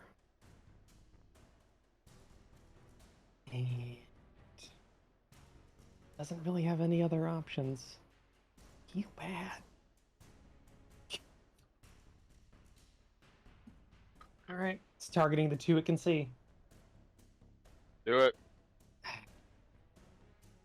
Ursa has got through this entire mission getting shot at like 3 times. Make up for it. Like I was saying, I don't want to say it, but it is almost karma for avoiding damage in the last couple of missions when people have been like almost dead by the end of them. Cool. All right. It still has a lot of disadvantage. It's still impaired, right? How long does that last, by the way? I think impaired lasts until the end of its turn. Because it's just a single invade. I will double check. But I'm is it 99% certain when it ended its turn, the impaired cleared. I want to know before I click the dice to shoot. Impaired and slowed until the end of their next turn. Their next until the end of the So next after it shot, it cleared that already. It's good. Okay. All right. Okay. So, all right. You both have a difficulty because of the shield. Ursa has heavy cover. Hard cover. Is anyone using a reaction? I'd like to say, Fathead, are you using a reaction? Or no, you already did that this turn. Yes, You already did that this time. Yeah, this round. Okay. Okay, so that is flat roll for Fathead, because your shield negates its the target lock it's spending to hit you. Ursa, it's a -3 because -1 because of the shield, and then -2 because of the hardcover. Is my math check out there? Sounds right to me. Yeah. Okay. Why I say it aloud, because we've had times where that has not been the case. Okay. Roll. Okay, that's a double hit. Oh. Armor still counts. It is not armor piercing or anything like that. Okay, bigger brother took another one. We take 7 more damage. Losing the system of his choice. I think that's going to destroy the smoke grenades. You sure? So, Jump jets might be a good one too. Nope. 'Cause- Jump jets might be useful. Okay. What was that, Utari? I was just checking. Oh god, I'm taking a structure. Yeah, you would, and then anything that's left after. So the 4 or the 3 damage after that would go through to your next as well.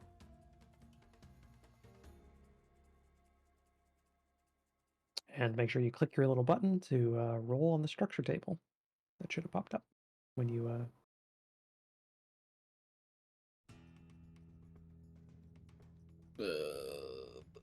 Cascade check. What the fuck? You have NHPs. When you take structure, they can cascade. Oh god. Yep. So for those of you who are not familiar with what that means, because you're not super familiar with Lancer, when you have an NHP in your mech, if you take a structure damage, your NHP may cascade. What does it mean? Well, it goes crazy, and it tries to take over your mech. Go ahead and roll, Utari. And you did take. Okay, so What was that? yeah. I tried pushing the check button and nothing happened. Yeah, pushing it, nothing happened. Yeah, I'm not seeing it either. Do you have an NHP? Also, all weapons on one it- map I are destroyed. have There's a CompCon on his Mac. I've got a CompCon.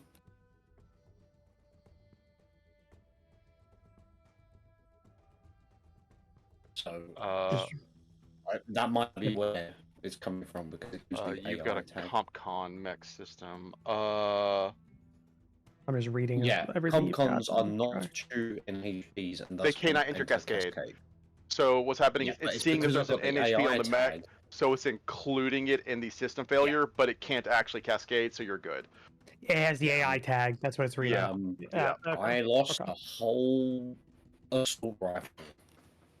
I was gonna say, don't you only have I the barely one use weapon? it, so I don't even care. Okay. Okay, you lost your only weapon. You can click the little 3 dots on your sheet, and you can destroy it, so it reads as destroyed. Yep, done. And because you went down a structure, your HP reset. So remember the damage, the 3 damage that bled through, to apply that to your damage pool. Yep. Sorry, I'm being a table captain. On there. No worries, no worries. I'm on it. I appreciate the reminders. It's been a long time since we played like a very involved combat. So just making sure. Okay, so that was a movement and an attack. I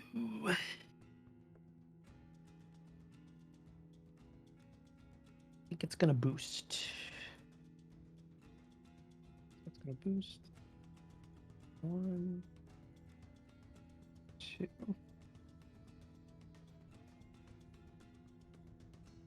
And that's it for the Miller class. That's it for the blind date. And it's finished its turn. Which that is its 2 activations. So it is done for this round. And has done more damage, I think, than any enemy in the game so far that you have ever fought against. Done a lot, yeah. Yeah. It's the dual target thing. That's the worst part of it. Okay. Demon, Reaper, Fathead. I keep in the order right after all of you lists the others, and because of it's in alphabetical, it goes other Mike, and I always start reading it, and then I realize, oh no, wait, that's an enemy.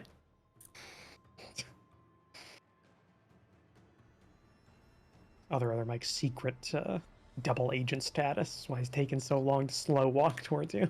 It's giving you a chance. He's the one who gave us all the intel on this place. Yeah. Yeah, he's an agent of the royalists. That's why he's taking his time. It's like, if I just wait long enough, they'll kill everything. I look like I'm That's why he's only doing put my up a job. shield as well. Like he's yeah. Not offensive. Yeah.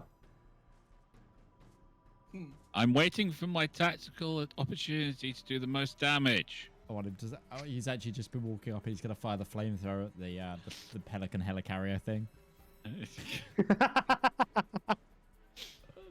I like how you just every time you describe it, Midge, you add more monikers from other sci-fi series to describe this thing.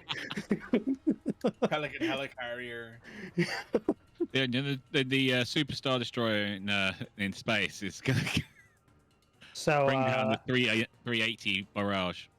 So out of the 3 of you, one of which has no weapon, the other one is hidden and is trying to get someplace to then do a max damage next round, and Demon. Me. Yeah. And Demon. Okay, I'll go. I don't know what your fucking plan is at this point. I go up onto the wall. Worst part is none of you have actually shot at the blind date yet and hit it. No. We hit it with. Ursa hit it with attack. It has 2 heat, electronic. yeah. Yeah. Oh, Yeah. It's got 4 heat because Spanner put. It's got a 4 gem. heat, yeah. Yeah. Yep. How much heat can it take? A lot. 4,622,212. Technically, you don't know that. It's 12. We haven't scanned it yet. I will shoot at other Mike. Wait, yes we did. We did scan this thing. We know what its heat cap is. I don't think the heat cap is. No, so heat cap isn't included. You know what heat it's on. You don't know what its cap is, because you know it had 2 heat at the time it was scanned. Or if you counterman that, that's what I was told whenever read out what it did. It's fine. The Valkyrie type So battle scan style can keep says its secrets. weapon systems and full statistics. HP, speed, evasion, armor, mech skills, and so on. So Okay. that's It's- 6 damage total. Okay. 12 is its heat cap. Okay. So we'd have to hit 12, and I imagine it probably has a stress as well, so we'd have to get that up and to do it again. And then I go back down there. Okay. You said that was 6? 6 total. 6? How's it 6? Oh, reliable. Got it. Yeah.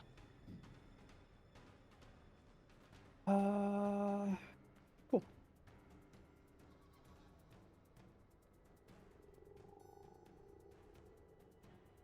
The reason that the pyro is here, by the way, was because it was one of the few NPC templates that I had on this that migrated over without any issue, because it's a very basic template. It is definitely not what I would have picked for this combat. It just been finished, got repairing, and it was called interaction. That's why it's here.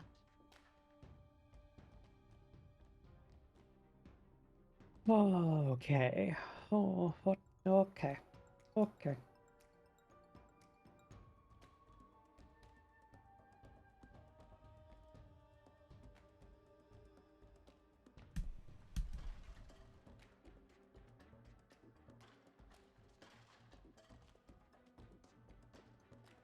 All right. Other mech's gonna go.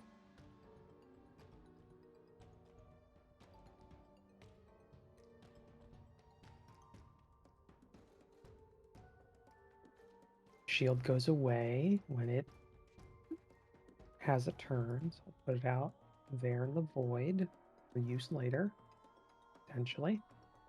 I say Mike's activation phrase. He's a Manchurian candidate. Yeah. Just repeats the numbers at him. Just all right. I'd really love a slice of blueberry pie. just rushes. I've just realised that Mikey is wearing a Reaper t-shirt. I am. Oh. Hang on, no one can see it on camera. There we go. Yeah. For the listeners out there. Yeah. There's parasites. Yeah. And on the back, it's got a skeleton being served a drink by a Reaper, saying with "last call" written on it. Yeah. Hey, that totally works. And yeah, that is a generic shirt. We do not actually have character T-shirts. No, yet. This is a shirt that I bought somewhere else. In future. When we get that budget, support us on Patreon. Plug. Okay. 1, 2, boost, 3, 4. That's Mike's movement.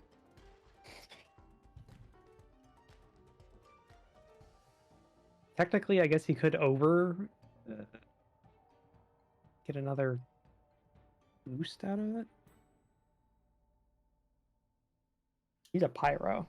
I mean, that wouldn't be the worst thing.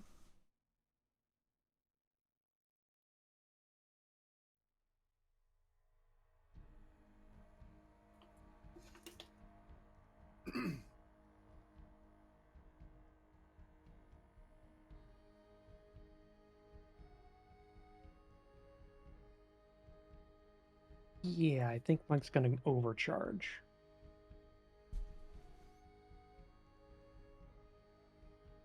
So take 1 heat. 1, 2 to do another boost.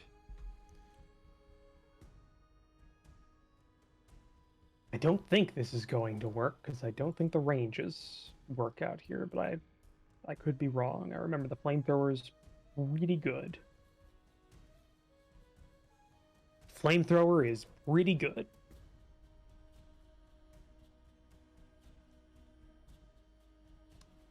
Oh shoot, I realized I could have reaction turret droned him when downtown. That was fired. well. Yeah. That was well out of range. He just moved 6 spaces, so I think that was like pretty far. I don't know what your range is on the Senses- turret, but I think it's Census 10. sensor's 10, then It would have been in range because it wouldn't. Demon was on the wall. But it's from the turret drone, isn't it? Yeah. The sensor's 10 from the drone, which means you would have been 1 away because it was on the other side of the skulls, right there. I remember. That's fine. Next time. Next time. Yeah, next time. So other Mike's gonna the ones who can see over the wall see this mech walk up waddling, including like at its slow pace, like its reactor starts glowing and it goes a little extra speedy, and then the flamethrower does that thing where it kicks on the little pilot light in an ominous show of what it's doing. Yes. Heat me. Heat me. Yes. Heat me. Yeah. It's not great for it's not great for like him to do it to you, but it's an area of effect weapon and he doesn't know that, so he's gonna do it. Just flamethrowing through a solid wall somehow. I mean, it's just how the rules work. It's the thing. I don't think it can. Because I think it doesn't have line of sight, so it can't target us behind the wall. Wouldn't it It just doesn't. fall and stop? Well, it's supposedly it's just a template, so it just goes over. Like, unless you can find something in the rulebook that countermands it, because I'm willing to be wrong on it, because that would also limit your templates, which I'm okay with. But I haven't. But last time we did this, we didn't find anything that countermanded this as a non-starter. Yeah, line of sight doesn't imply invisibility alone, but also a clear path for your attack, line of effect. Even if you can somehow see an area that's behind a solid wall, using a remote drone, for example, you can't attack targets within. Okay, but it's still a template, which technically it's not. It's not. It could just because then you could just say you're not targeting anything on the other side. You're just putting the template down and firing it. Yeah, the other one being characters can only attack or take action against targets they can see, at least partially. If it's not possible to trace a line of sight to some part of a target, perhaps because it's completely blocked by cover or terrain, they can't be attacked. Okay. I'm just trying to find templates. Well, index. When you are using a line or AoE, you are still attacking them. And I think that is the simplicity of, because it still requires you to make an attack roll against each target, you can't attack them. Unless That's it's why arcing allowing you to ignore cover exists. Because I would say, because the other counterpoint to that is with like Reaper, who is hidden and cannot be seen, but can still be an area effect can be just dropped in the proximate location where they think enemies are, and then hit. Like, it even says that, which goes counter to what you say there, because they can't target. I mean, if they have an Reaper. arcing weapon, they could land something where he is. No, I'm saying just generally, like that, the way it describes that, just a template weapon is the way you get around that when it describes hidden. At least that's how Mikey wrote it in the handout section. So That's I'm straight trying. Hidden specific says can't be targeted by hostile attacks or actions. Yeah, and then it says, might still know their approximate location, thus an NPC could flush an area with a flamethrower even if they don't know exactly where a hidden player is lurking. Specifically even calls out a flamethrower, which is a cone template weapons. That's why I'm saying it's the, like, I It sounds agree. like hidden to me It's- is the exception to the rule. It very well could be. And template is not listed in the index as a searchable, as like a term that is listed. If you are one of the writers of this game, please clarify for us. That would be great. Send us an I email. know at least one watched the premiere of this show.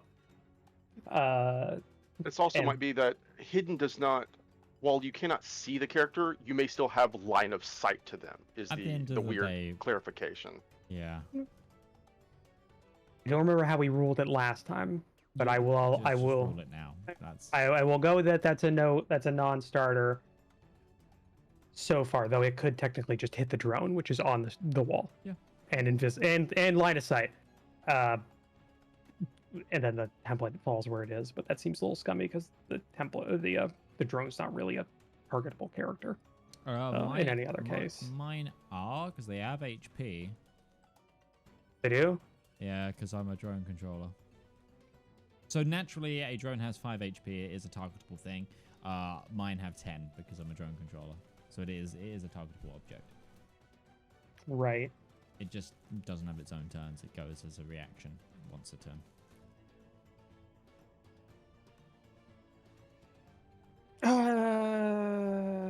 I'm gonna go with a no on it, just because Blake did admittedly make a good argument countering it, which, I mean, I am not a I'm a merciful god in this in this setting. I am a merciful god. So other Mike will, I mean, technically it's just an effect that they can just use, but they still have a free action or a quick action they're not going to use, I guess. But they deploy the energy wall, the fire break shield, so it covers the Corvette in at least one direction.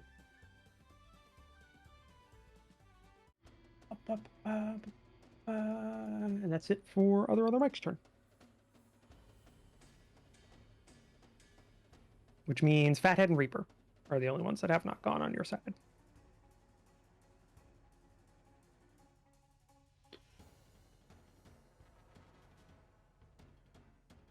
So you may do. So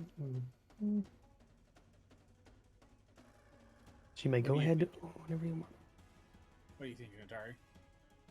The open debate about this is very much like that is just something that the table has to decide on as a fiat. Oh, like online, it's even a debate. Yeah, like the debate is just like, Ooh. yeah, that's just you got to make a decision yourselves about what determines line of sight, what actually blocks cover. There are some rules of thumbs that have been put out there, but more often than not, it's just like the table has to make a decision. All right, I'll make a temporary one that it's right now it's not a thing, and we'll discuss it in the Tuesday crew chat in between, and we'll try and make a judgment on that, because it's not, yeah, we don't need to discuss it, like, debate it here. But yeah, right now, no go. So other Mike cannot hit you all. Yeah. I've got the page number, so I'll put the book page number into the Page number for the weapon types. Oh.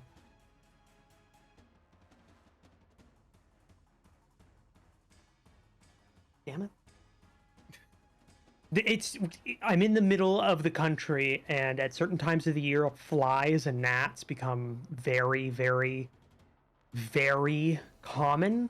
Yeah. And you can't keep them out of the house, and they become the most annoying things in the world. And I've gotten very good at getting them, like, out of the, like, just, like, getting them mid-flight, but damn it, like, the tiny ones are... The worst part is that sometimes when you're just breathing, and then they just, yep. That's a gnat. No. Yep, that's a gnat. I'm gonna feel that in my throat for the next hour. Okay, so yeah, it's up. Utari, do you want to go now, or do I? Because my action will just be me. I don't even think I'm not doing a lot either. It's okay. Yeah. I'm not doing a lot. Tari doesn't have a gun anymore. No, I don't Utari's have a like, gun. I have no and fire. I'm immobilized, so I would be literally just locking on, and I would actually be re-upping the shield. Just pop out of your mech with the like AT4 over the shoulder. I will also point out, because some of you, it feels like some of you were forgetting some of the things. You all have your systems that are available to use. Sorry, you do have turret drones. You have 4 uses of them, so you are at full ammunition of your turret drones, and you have full smoke charges that are available. Smoke charges are kind of pointless when you consider all the other abilities I have. But yes, turret drones. You do also have leadership die, which you can use. If I'm just saying this because if you deployed a smoke charge on yourself right now, you would go from having 0 cover to having soft cover, which means it goes from a -1 to shoot you, which is negated just by a target lock, to a -2, which means even if they put a target lock on you, they get a negative. Yeah, I'll take my turn and yeah. Remember, it's not just a -1 on the roll; it's a -1d6 on the roll. So that's Just make it, yeah. Save your life. Could save your life. Just remember you have all of those as a thing. But yeah, whoever wants to go can go. Atari, Yeah, I'll go and just Okay. get out of the way with. Okay, Atari, Fathead. So I will, as you say, use a smoke. Okay. All right. I'm just gonna read that. Is that just throw a smoke grenade within range 5, blast 2. So you're just dropping it at your feet. Yeah. All right. That's as you can. So, blast 2. I can't lock on because I will be re-upping the shield, and that will be my other quick action. The blast is like center hex. That's what a blast weapon is. So which of your 3 hexes do you want to drop it in? It'll cover you, but it's just like if you put it here, it covers your 3 small. Yeah, 3 small. That sounds perfect. Yeah, that sounds perfect. I'll bloop it there. Okay. we're having templates within templates at this point. Yeah. Circles within circles. And that's at the Well, okay. It's appropriate because I'm a Dark Angels player. Circles within circles. Okay, wait a minute. Are you a Bard Barbarian or a Dark Angels whatever? Yes. Yes. I'm confused now. Yes. Yes. The answer there is yes, right? Yeah, you got 3 yeses. Okay. To clarify, in Dark Angels lore, back when they were in the Legion, and also modern Dark Angels, they literally have this thing called circles within circles. And just so you remember, the smoke lasts until the end of your next turn. Just like my shield. Yep. And you have 3 more uses of that, and you can just pop those continually if you want. Just pulling a soldier boy, popping the tag, smoking it, and then throwing it. I don't know which soldier boy you are referencing, because it could be like 3 separate individuals. The boy, okay, I was gonna say it could be 2 fictional characters and a musician. I'm not sure which one you're referencing. Yes. I was thinking you were gonna say why me crank me that one. that's where my brain went with Soldier Boy. Fair. To be fair, that's where mine went to initially. Okay, So cool. he throws the grenade, he cranks it.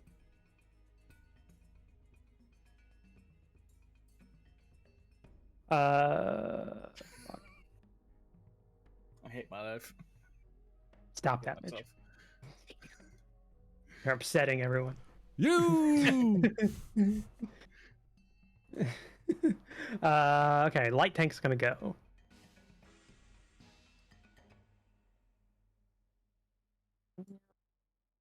Boost. 2, 3, 4.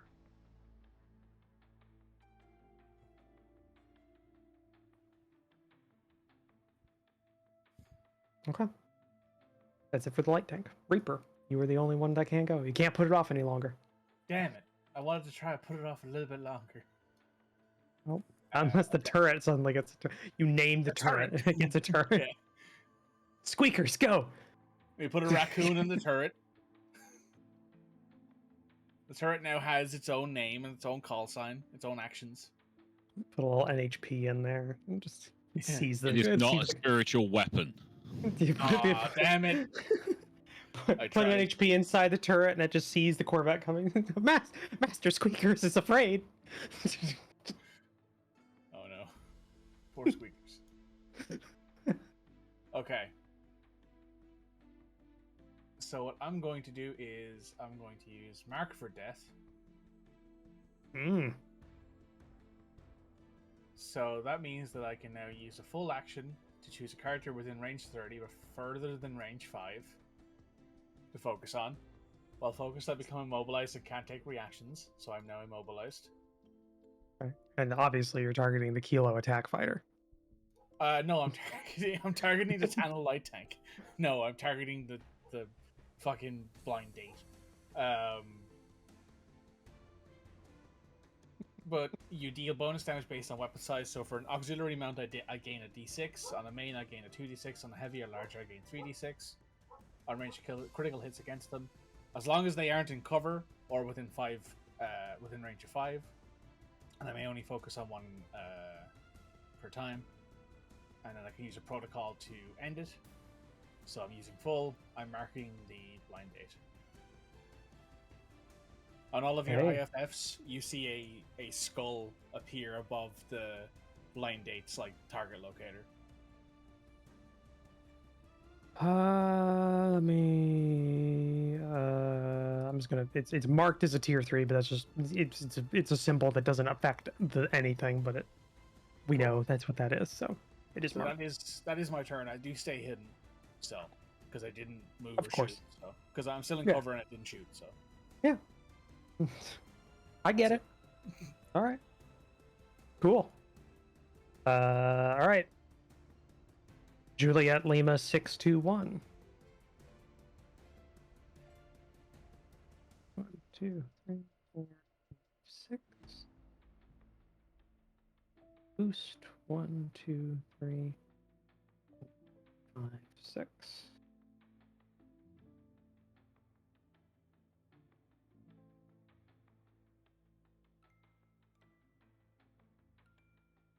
Okay, that's it for Juliet Lima. So I go to Kilo Oscar.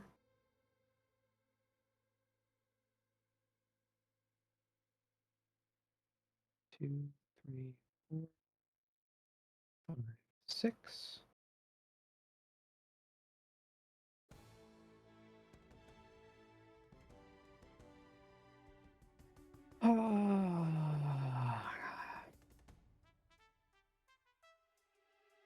It's gonna go ahead and shoot.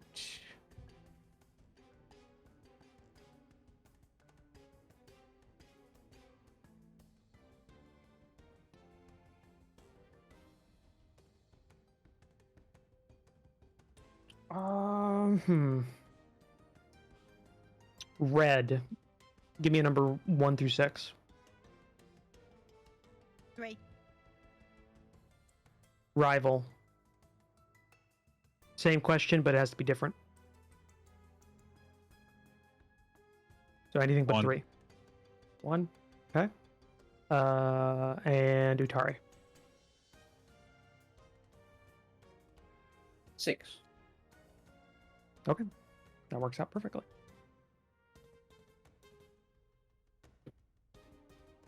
Okay.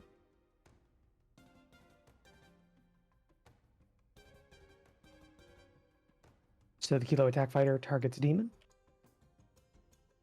Essentially, I just gave you a 2-number range based on your answers for the for that. And roll a d6. It targets you to fire a missile launcher. It moved. It's gonna apply a target lock to you, and then shoot.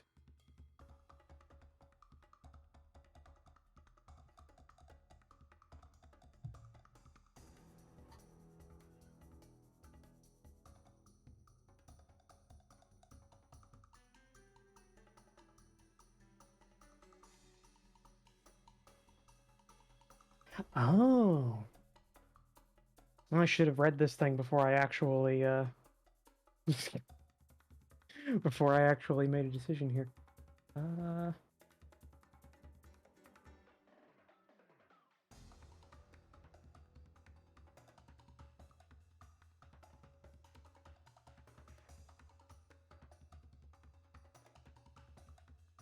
Okay. So, all right, I just had to reread the missile launcher. It's seeking and smart weapon. It's a seeking and smart missile, which means it ignores cover. So the lock on was kind of superfluous, because you're not in cover. But you are Yes, inside. I am. I can draw a line of sight to you without being or well, you are next to Fathead. Well, it still ignores cover because it's seeking, so I guess it did matter. But you are inside of the shield bubble. Yeah. So this goes to a flat 0 roll. Yep. Target.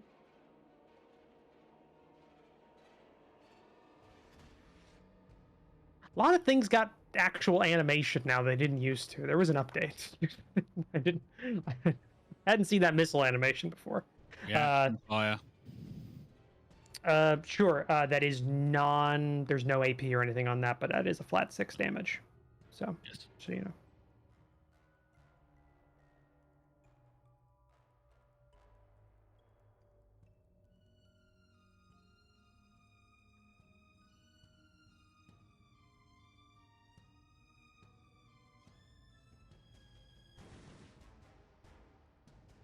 The hell was that shooting off into? You were targeting the different. Okay, you were targeting the other one.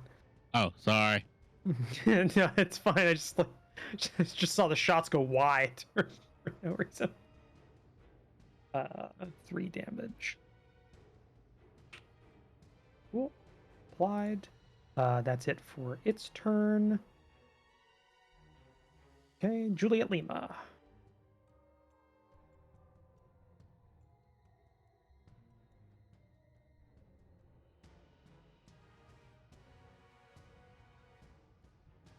Roll a dice. Judgment. Whether or not the Corvette is talking with the flyers, because I think if it was talking, it would say it's getting pinged from something in a general direction, and that would give me the justification that you are in a general area. Reaper. That's fair. I don't think Yeah. it tells it that it's marked.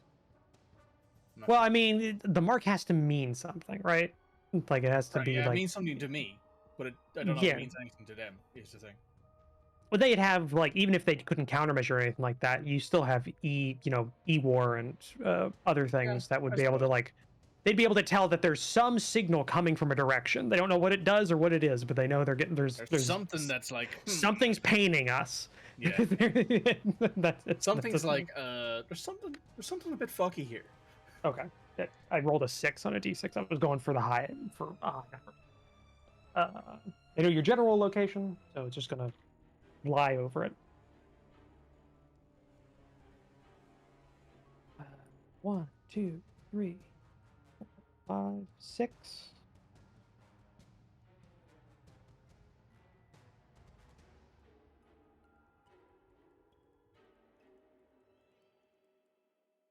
I'm gonna move it off because I need to actually target you for this. You'd be able to actually ping me. Yeah, if you actually do that. Bombing bay. Cool. So it did. Oh, sorry, I was looking at the wrong attack there. Oh no, yeah, you're didn't do anything. I'm just reading to make sure it's. I'm trying to figure out if it's a save or if it's a. Or if it's an evasion thing. Yeah. Okay, it's a blast weapon. Blast 1 drops it right down, so it'll hit you. I'm not gonna put that down there just because it's. There's no one else here. Yeah, there's no one else here. We don't need to care about it. So you need to make an agility save. Q. Which I know is not hard for you. But I'm all right at it. It's a 16. okay, you succeed.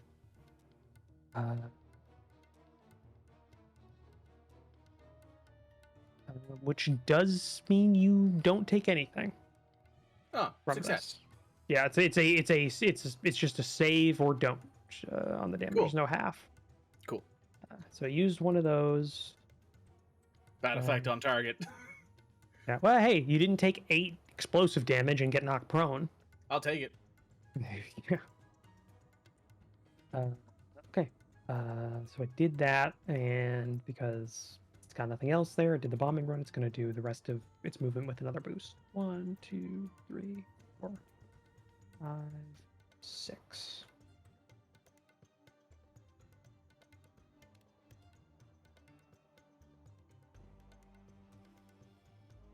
Let's double checking this. Seeking. This weapon has a limited form of self-guidance and internal propulsion, allowing it to follow complicated paths to its target. As long as it is possible to draw a path to its target, the weapon ignores cover and doesn't require line of sight. So I'm going to say that is so it can validly hit Spanner. It'll be hard, but yes. Yeah. Well, yeah. It can hit Spanner if it rolls well. There's no guarantee on that.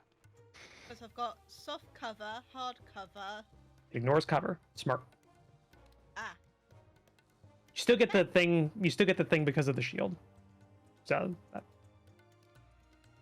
And I think this thing also rolls against your E defense, which actually is bad, which makes it like a worse weapon to shoot you with. Yeah, it does. It uses E defense instead of evasion. Well, Cool. So it doesn't get any bonuses to this, but cover doesn't matter. But then the shield is a -1 to this. So we'll roll. Miss. And that's it for its turn. Which is the end of round 4. right. Question, important one. Which big boy gun wants to go first? me? I have a quick question. Yes. What are the rules of getting over the cover in front of me? As a size 1 mech, can I just climb it? That's what I've been doing. But you've got jump jets, haven't you, as well? I mean, yeah. Yeah. I think it's 1 movement for every hex level that you go up, or something like that. It's always been kind of vague how we've been doing it. Yeah, it's not something we've really worried about It's too just, much. yes, Because most of the time we just everyone else jump has over moving. it. Basically, everyone has moving things, and I'm like the least mobile out of everyone, surprisingly. But I was gonna I think say, it would, to get to the top, I think you need to use 2 movement because it's a level 2 to get above it. so I could get. But it doesn't cost you to go down, I wouldn't say, so other I than could just the get normal. to up to there. I'm just working out if it's worth Spanner hitting me first and moving me so I can get the big bird as well. Thing is that if anyone else goes first, the big bird's likely to move. Yes. Well, true. Doesn't move very fast. No, but still, we prefer not to ping our big boys again. That is true. Okay. It looks like you climb at half your speed, Okay, so which makes sense. But which is why things like the mag clamps for the death's head are appropriate, because they let you ignore that when they're climbing. Yeah, I was Yes. gonna Yep. say that was okay. No, it's fine. That I'll makes fire sense. from here when the time comes. But ladies and gentlemen, laser number 2 is ready. How copy? Send You it. wouldn't be able to get the mech, but you could definitely get the building still. Oh yeah, no, I am not worried about that. Since to be fair, we do have to establish if we're not allowing him to fire, or sorry, Roach to fire through cover. Mine then directly targets we- cover in the description. So you're shooting. I'm destroying Through the wall it. in front of her as well. Yeah, and it's a line, yeah. I've just It just super goes- eaten the wall in front. That's and it destroys the wall in front of it. If I was a DM, I would allow it just because it's like we're going to shoot through the wall anyway, so why not target what's beyond it? But that's fair enough. yeah. I mean, that's I'm not- allowing The thing it behind also it will have because- hard cover, weirdly enough. Yeah, I'm allowing it also because I mean it is kind of awesome. That is a Yes. core ability. Sometimes That's a the roll core cool ability. just has to work. That is an active core ability that's supposed to be fucking badass, and it has Yeah, been. So yeah. that is the investment as well, and the time that it takes to do that kind of attack. You've been standing still for 2 turns in a row. Oh, Hold right. on. You know, that's the point. It doesn't matter because you don't make an attack against the building, do you? It just does the damage to it because it's Yeah. a structure. Yeah. So it doesn't By matter this- anyways. This Yeah. one does have evasion and everything, but it is a structure because Yeah. I think you just hit it because it's a thing.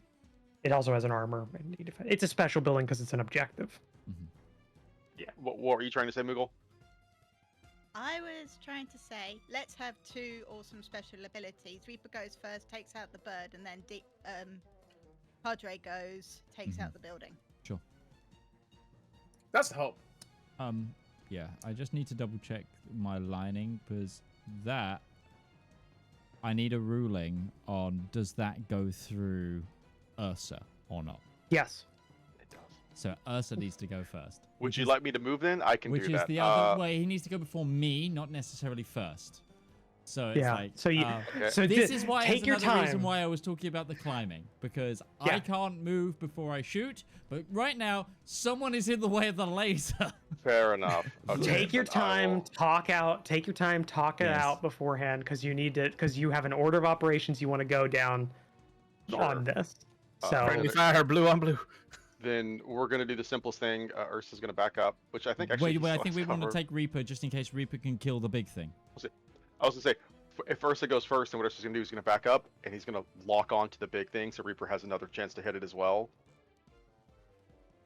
I mean, it's fine if you want to do that. That makes sense. but Because then the big thing gets a turn. Gets a the big chance thing does, to move. does get yeah, a chance to move, The big but thing would. Well, the big Kill thing would big get another thing. chance to shoot. Okay.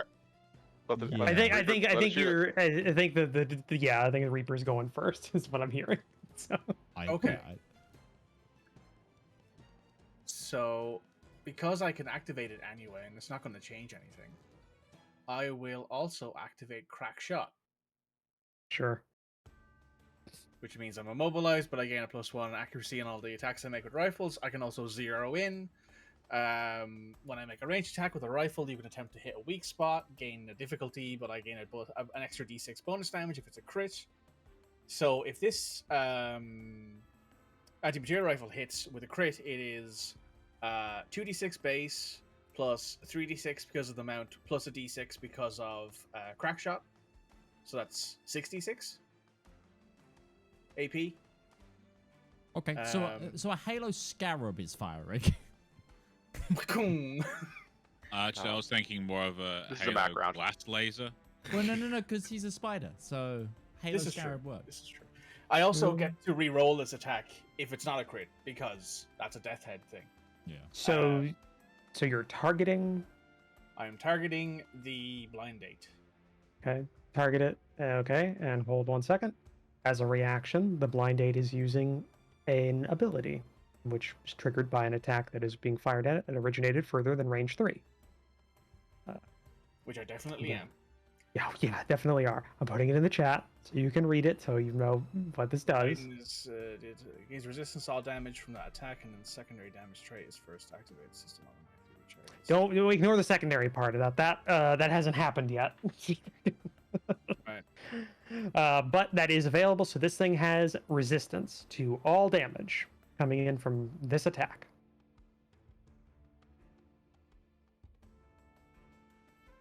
See, what I could do now is I could be really cheeky and switch over to the vulture and save the anti-material rifle shot. Because I can do that. That's Technically, you It says when it's hit by an attack. Yeah, I haven't shot anything yet. That's like so. No, It but this could choose to effect use this will when you're hit by the trigger- AP weapon, not the vulture. I'm putting it out there so you know I'm not bullshitting you on it. That is what's going to happen when you hit it with the sniper rifle. So we can get that out of the way if you want. But so you figure out how you want to apply your shit to what attack. But Well, that is the thing. either way, it's either 5d6 or 66 damage. One of them has a And- +1 because of the vulture. And I will point out the attack does also mean the weapon mount that you're firing. Like is the weapons in that mount is the attack. So if it was the vulture rifle, it'd be the vulture and the missile rack firing. Missile, is the thing. Yeah, well, you know what I mean though. That's Yeah. just for future reference. So yeah. Though I don't think it matters if you said it was a barrage. I'm pretty sure the attack is just the weapon, not the full two-weapon mount thing. I think. So if I remember correctly, resistance applies after armor, correct? Is that right? I think that's how that worked earlier. Shit. I mean, I think we've that's got how a- Ursa did it earlier, right? It was the armor. I don't think it mattered for I don't think it mattered for Ursa as much because just how much I might have. And Lake is reading the rules on the. because the the thing is that if I hit it with the AP thing, sure it's halved, but at the very least there's no AP involved. I'm responding to players because I also have work. I'm getting messaged important things. I'm sorry. You know, you're right. That 9 times out of 10, I am reading things about Lancer while we're doing this because I find the system fascinating. But in this particular instance, no, I'm responding to players because I'm getting work emails basically. The thing I would say is this shield isn't going to come up unless you hit it. So I think first decide if you're going to hit it, and I would still say as a team, we need you to hit this. Yeah, I don't think its evasion is 6. Considering half of our team does not have a gun right now.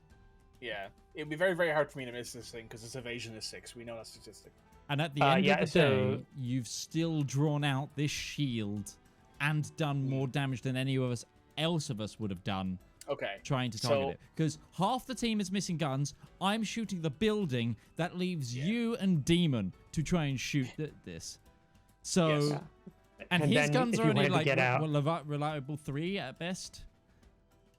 Technically, I have a gun, I just don't shoot it. When the fuck have you shot anything, Red? No offense. You've got a skill set that we love you for. It's not shooting a gun. All right, yeah. Just game theorying this out. Please shoot We'll see if it hits first. Yeah. We'll see if it hits first, and then we'll do the chicanery of this here's whole... the thing, right? I'm going to roll, and then if I don't crit, I'm going to roll again. Because I can just do that. Yeah, I get it. So I'm going you tell me when you think you're applying damage, and then I'll do that. Right. So I get an extra accuracy because of crack shot. You have no negations of anything because it is. Well, I'm taking an extra difficulty because I want to hit in a soft spot. Yeah, I'm saying it doesn't have anything negate like innate negate. that. It's, yeah, cool. Yeah. Also, there's also the damage stuff from Prowl, but that can come in later anyway. So I'm going to roll this. I crit. Okay. First attack, which is the 2d6 from there, plus the 3d6 that I will roll now from. Marked for death. Get your final damage out, and then we'll. So it's 46 is what I need to roll here. Okay. 18. So that's 29 damage. 29 damage. Thank you. Anything else I can think of there? Oh yes, there's also the stuff from Prowl, because I am ambushing this thing because I am hidden. It sends my target reeling. The target must succeed on a hull save or become slowed, impaired, and unable to take reactions. Hold on a second. That might just not apply to this thing because it's. Well, if it can't be slowed and impaired, it still cannot no longer take reactions. So yeah, there are other bits there.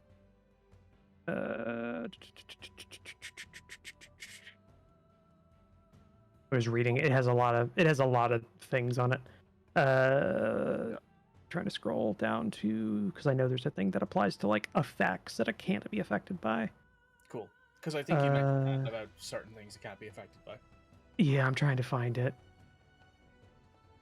Quite literally, there's 1, 2, 3, 4, 5, 6, 7, 8, 9, 10, 11. Well, there's impaired. We know it can be affected by because it's been affected by impaired already.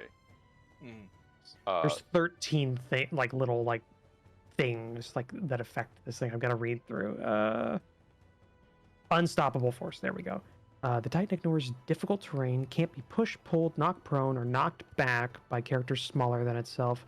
It can freely occupy spaces containing other characters, hostile characters who have the Titan movement. Okay, that one doesn't affect it. Flyer, it gains immunity to immobilize, stunned, and prone. Okay. I'm trying to collate all of these effects that it can't be affected by. So many things.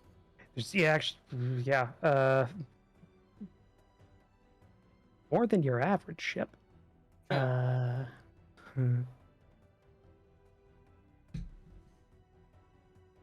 Okay, so for future reference and also for this, in case there's anything that will apply these, it cannot be affected by pushed, pulled, knocked prone, or knocked back by character smaller than itself, which is everything here. And it cannot be immobilized, stunned, or knocked prone. Okay. So none of which ambush has. Okay. It's slowed, impaired, and unable to take reactions. Okay, well, you did hit it, So it Right. is taking that reaction right now that you have hit. Does ambush apply first though? Because I've hit it. That's and now a- it needs to make the save. That's actually a really good question. Now it needs to make a save, or it cannot take reactions, meaning it cannot do that thing it just tried to do. Ooh, what is the order of operations there? Because you did hit it, and normally whenever you hit it, so you roll the dice and you hit before you roll damage. Yeah. I would say, yeah, because it would be the order of operations to say, okay, I hit with this, and then I'm thinking about this in terms of like a physical table that we're playing at right now. If this wasn't a digital thing, it auto rolled. It would be, I'm the GM. You say, okay, roll. I hit it, and then me as a GM would say, reaction. Going to apply the sovereign shielding, and then that applies this because that's what the reaction is because you hit. It doesn't say when you take damage. Right. It just Says says when when you're hit. When you're hit. So everything else that you're doing after that is a thing you're applying to that Because for of the the damage because of the hit. So Yeah. I think order of operations does this follow other GMs in this chat? Does this Well, it's weird feel like 'cause that? the ambush says They're when both- you hit the yeah, target. they're both on hits. The second Yeah. one. Fuck. Yeah, they're both So on here, hits. why don't we make this super easy on ourselves so we can talk about it later? Why don't you go ahead and make the whole save to see if it even matters? Yeah. So the whole Because save if it is succeeds the is whole an save, 11. it can take the reaction. Yeah, it's an 11. You and it's can't- Probably I- pretty low compared to what it has as a whole save. So. Then if it fails the whole save, then we can come back to. So let's talk about order of operations. Yeah, let's see what this works So as. the way I would order of operations, if they're both on hits, would just be the agility of each. Like which one's faster. That would be how I would no, rule it most. That works for melee shit, but this is like ranged combat where that doesn't really. That doesn't have, feel like, right. You'd have sensors and stuff that would tell you there's an incoming object. or rollies on a system check. I suppose. Or engineering. Even Yeah, all of these something. have. All of these Yeah. are applicable to this, Applicable, honestly. yeah. So yeah, Yeah. The save is an 11, so you fail. So now we have a discussion. Yeah. Welcome Let to me the pull I up will debate. say it has a +4 to its whole save, so that's just a shitty roll in That's general. unfortunate. That's genuinely Yeah. unfortunate. That is genuinely. This is what that is a weird thing because it doesn't. It assumes because this is a weird ability. So it assume because why would you assume a thing has this ability? Because it's a weird kind of thing to have. But I would think because that is like that is. I will say this because if we're talking about this, what are the requirements to get Prowler off? Start the turn hidden. Yes. Start the turn hidden. How hard is it to get into hidden? Like in terms of like Not for in me. terms of so resource investment wise, you getting this ability off is super low. This Yes. thing starts with this reaction, but if it uses that reaction, unless it is very very damaged, this is like a 6 up to recharge it afterwards, which means it is usually like a 1 a battle thing it gets. Which means that Yeah, like it's but that's- meant the to thing be is like a that it's- supremacy thing. It's a second tier. It's a sec- talent like for it- me. So there is an investment there for me to be able to get this. It's not like something I just get from being an infiltrator. I had to get Yeah. the second level of infiltrator to get it. Looking at this a little bit, I will say there is no reference to enemy on hit effects, so this is a weird one. But it does say that when you are layering on hit effects as a player, you get to choose order of operations. Oh, As a That's player, well, does it Yeah. say Which is not saying laying? that this is referencing something else. This is not referencing what happens when an enemy is using an on hit effect. So that's what I'm confused about, because it might be a thing that is it easier to just say that when you are the attacker you determine order of operations for how things respond, or should it be the defender 'cause or what? Because there's no 'Cause it- reference for that. on I guess it's weird because on hit effects it's kind of an equal number of defensive and offensive on hit effects that can happen, I think, in the rules. So Yeah, there's nothing Because this would be the same as like trying to snipe one of the helicopters using a barrel roll. Do you get to deny them the chance to use the on hit effect because you deny them reactions? I think the systems rollies is a good idea because it's how quickly the mechs react. like the actual systems of the mechs react. Yeah, because if the pilot of the blind date, I assume, has to do something like hit a button or something, it's not an automatic ability. Otherwise, it would already be. Yeah, because What it's a I- reaction, so they the way get a I hit would- and they're like, oh, The way I would also lean on it is, I know it's a different system, but this I think would be akin to Sentinel stopping a bonus action disengage from a rogue. in the fact the idea of this maneuver is to stop a reaction, therefore would supersede the reaction. Yeah, I get that. Yes, but it could also be argued that the purpose of this is to stop all reactions. Because does it say until the end of next turn? I think it just means. Hang on, let me pull it up here. I'll tell you right now. That's the thing. What's the context of how it's end listing of their that? next turn, so they cannot take reactions Okay. to the end of the next turn. Okay. Which is the same as how Sentinel will work. Well, no. Here's what I think, though. Because here's what I'm arguing, though. Because I'm taking the enemy position here, obviously. Yeah. You have to. I'm taking the enemy position. The way that that's worded, it feels like what that means. They cannot take reaction until the end of the next turn is very similar to a jammed, and how that is worded. And if that was to happen here, this would still go off, but you wouldn't get, because we have played that before, where you would still get the reaction, but then afterwards you are jammed and there is no more reaction until the end of the next turn, which still applies because at the end of the next turn could still mean the rest of the turn they still wouldn't get a reaction on that. It's kind of weird with this one because it kind of negates the fact. It negates that fact because this has a double action thing, but that's just because this has a lot of investments in terms of it's a hard fight. But that's how we've been playing jammed. So if we're playing this universally, I would argue that point. I put that to the floor for debate. I think the issue here is it's not the reactions themselves, it's the order of operations, like we've been saying. And yeah, the problem is just my attack. Yeah, well, I'm just saying is that because of that, the order of operations are at the same point in the order of operations. It's just which one has priority. Stop reaction though. Well, it doesn't say, but it has the same wording as. Yeah. You know, that's on the essentially the length of the cast, correct?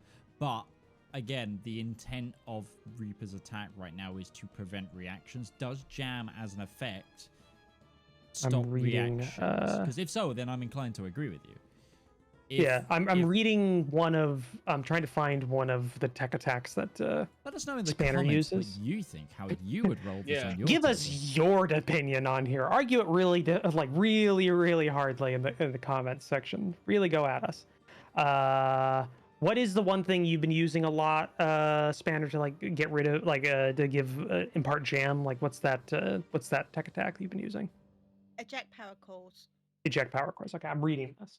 Your target becomes jammed until the end of their next turn as you temporarily disrupt, eject ammo cores and everything. Characters adjacent to your. Okay, so it doesn't say that. But then jammed specifically says you cannot take reactions. That'd be on a hit effect. So again, that has the same kind of problem. Yeah, well, if it's the same, and that's how we've been ruling jam, and that's an on hit, and it removes a reaction, then I'm inclined to agree that it would happen after the effect goes up. It has how we've been using it before, because the Kilo attack fighters get to barrel roll. Yeah, then I would say that's how we've been rolling on the That's table. how we've been rolling it. On the table. Yeah. Yeah, that's how we've been rolling it before. Is the Kilo attack fighters have, because remember during the bridge fight, the crossing fight. That's fine. We're there. Yeah, we sussed it. We say we'll suss it. I think there is a lot of room for debate. There's a lot of room for debate on this one. It's kind of ambiguous on how the order of operations go with there. Really, that example should say that attacker or defender have priority in the order of operations of applied reactions. One of us tweet the writers in the week, see what they come up with. Like, just send them a clip of this, be like, help. Help. It's ripping us apart. But I would say this. For this table, going in the future, because we have been rolling this before, the defender, this applies to all of you as well, that the defender of an attack in order of operations has priority if there is a conflict, because we have been we've been doing that with the Kilo attack fighter barrel rolls that have been going on. Aileron rolls. Well, they're labeled as a barrel roll. They actually are barrel rolls because there is horizontal movement accompanying them, so they are actually a barrel roll. Yeah. So that is the thing. They can move 6 in any direction. I just want to point out that if it wasn't for this reaction, I would have killed this thing in one shot, and that makes me really happy. That's really cool. You're still doing a lot to it, most Yeah, likely. you're still doing 39 a lot. damage versus 35 damage, so I'd be like, I would have killed it in one go. That is very true. That is very true.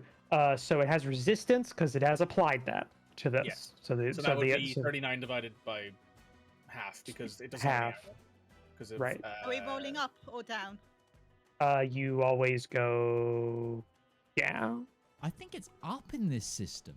I think God we're all damn, really D&D. annoyed with that. Fuck you, Yeah. D&D. It's always think- up for players, isn't it? I think Up it's for players always and up down for- in. I know. I think think it's- I think it's up in this system, but it's down in D&D, and all of us like down. But we all went into this and we're like, oh fuck, it's up.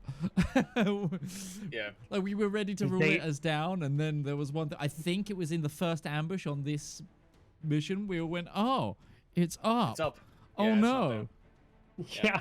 Hey, everybody well, listening, that's right? 15 then. Yeah. at the moment. Yeah, that is 50. Hey, everybody listening, we had like a break for a No, long wait, time. Isn't that... Wait, yeah, you're right. Yeah, sorry, no, it's 30. It's 39. Sorry, 29, so 30. Yeah, you're right. Yeah. Brain struggling, help. Yeah. Yes. The golden rule number 2: always round up. Round up. Okay. Cool. So what was that then? That's 15? 15 damage. 15 AP. damage. AP, yeah. I assumed. Well, I have to specify, you know. Yeah. So wait, that only applies to that mount, right? That applies to that attack because I'm pretty sure attack just means amount that is being fired at Right, that time cool. because it is technically the next attack in the barrage is a separate mount, which is Got it. Okay. another attack. So that is how that applies. And it did say the sovereign shielding does stipulate from that attack. So Cool. that is I'm giving you a bone there because I honestly have no fucking idea what the syntax is on that. It's a tessellating ion shield, and it just springs up for a few seconds and then goes away. Yeah. It's either that or this is like it's polarizing the whole play or something. Yeah, something like that. More Star Right. Trek vernacular. Put it in there. So it's the blind date is still slowed and impaired now. Yes, and I Slowed cannot and take any impaired. more reactions. If it did have any to take, it can't take any more. No, it doesn't. So slowed impaired. Hold on, let me put that in there just in case there's a Who knows? Help the -1 from the impaired might help. impaired. Or the +1 Is that it? difficulty, I guess. Slowed, impaired, and can't take any reactions. That's correct. All right, I'm just trying to find where the damn slowed symbol is because it's never apparent. There it is. It's the squiggle. The squiggly lad And the mark for death stays on it until it's dead. stays on it until it's dead. Okay, it stays Yeah. there. Or I All right. change it.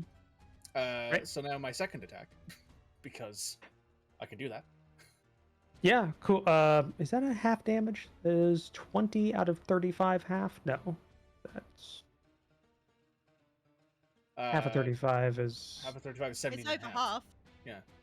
over half. Okay, 17. Yeah, because we round up. We've just established we Yeah, so round up. half will be This 18, fucking rounding up. idiot. Okay. Yeah. It's just a thing happens when it's a half. A thingamajig happens. Yeah. Right, so cool. It's on right too. So I am... shoot it again with the vulture. What's happening? I'm within range with this, so I don't get ambush anymore, but I Yeah. do still get marked for death. I do still get crack shot, because that's still applied here because it's a rifle. Mhm.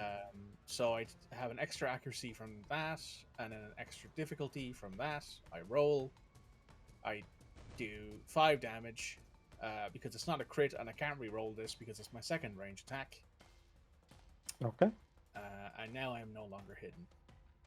Okay. So that's 5 on that. Cool. I am, however, still immobilized, because that does not go away until I get rid of the marked for death. Okay. Something happens. I just need to read this.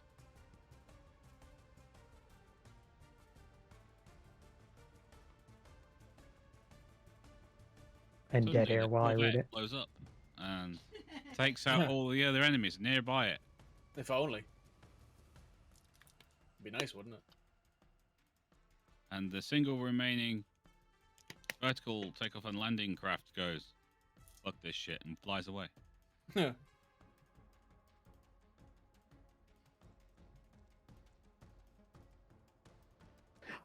Okay, you're not exactly wrong, at least with the first part. So the Corvette becomes visibly unstable. You see secondary explosions right underneath its hull plating, and it becomes more.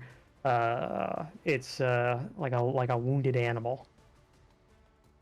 Oh no, those are never good. Yeah. Yeah, it's both a good and bad thing. Right. I'm no longer targeting it. And so that's the end of your honestly very good turn. Yeah. Even with the convoluted stuff that happened there, but we got into a deep discussion about the game's mechanics and the ambiguity of language. I am going to say it would have been nice to kill the fucking thing in one shot. That would have been fucking cool.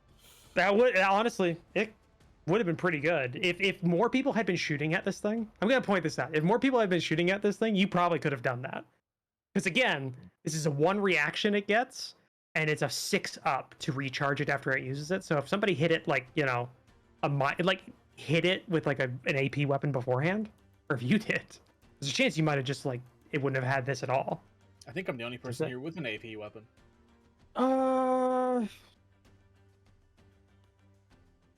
I don't think the howitzer is AP, Midge. Oh, you've got the big laser beam boy, yeah. Yeah, that is AP.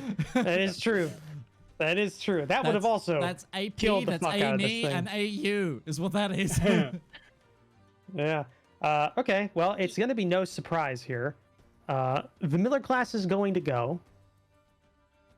He's going to go. Yeah, that's fair. I need to read what these effects do because I never remember. So it is slowed and impaired, which it has had that before. I think slowed just means it cannot boost. Yes. And impaired is just a difficulty on all Yes, attacks, saves, and skill everything. checks. To air to Cool. basically.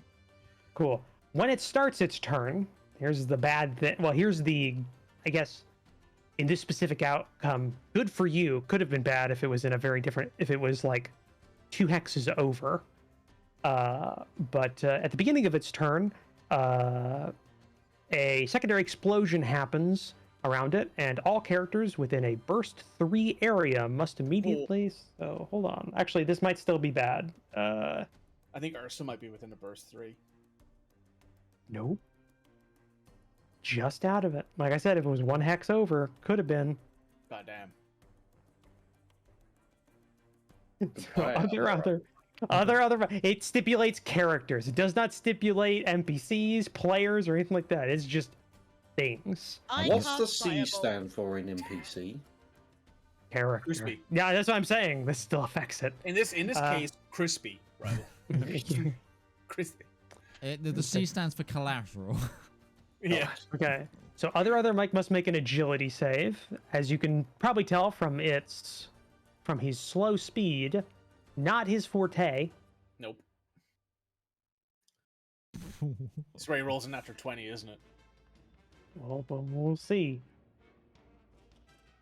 Can we hire other Mike? So other Mike rolls an 8. The save that this thing has to pass is a 12, so that's a failure. I need to double check the tier this thing's at. Cool. Hey, Mike, you want to come to our side? We got cookies. So he immediately takes a. Oh, even if he would have taken half of this, even if he succeeded. This one's a bad one. So he immediately takes 8 damage, which kills him immediately. And his burning corpse is flung 3 hexes away. Oh shit! Which makes his corpse faster than his actual normal speed. So he flies. All I'm going to say there is just doesn't count as 1.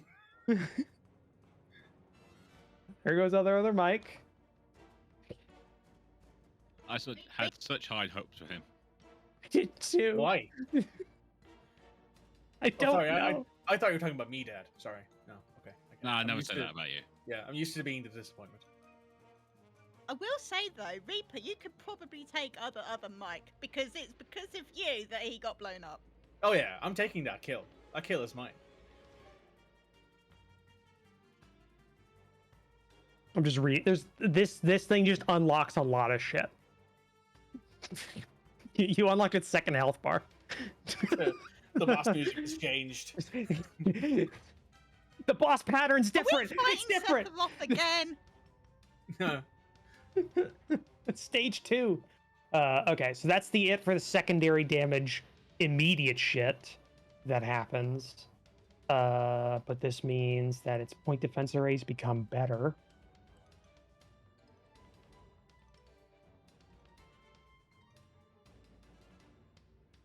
So now can I self-destruct it? Possibly. Okay, better is a very well. I guess better now is the fact that there's no one on his side near him at this point. Essentially, that means his point defense arrays are required to make an attack every turn as a free action. So his little like point defense lasers, which is range 3, does 4 damage when it hits. It can target. They're just always firing now. Like, it's just a scene from Gundam where like the ship is just flying through the air, the anti-air is just going off, despite there's nothing around it. We'll hit something. Just dissuade them from getting close. It must. Yeah, it must make 2 attacks at a time. And at the end of its turn, they must make an attack against the nearest characters within range, friend or foe. It even stipulates. It's a free action. Run away! Run away! So that's the thing that happens with the secondary damage effect on. Hold on, there's more. Wait, there's more. Wait, there's more. And then it doesn't apply right now because of Reaper's effect that happened. But you saw this before, and I told you to stop reading on this. The Sovereign Shielding no longer needs to roll to recharge. It now automatically recharges.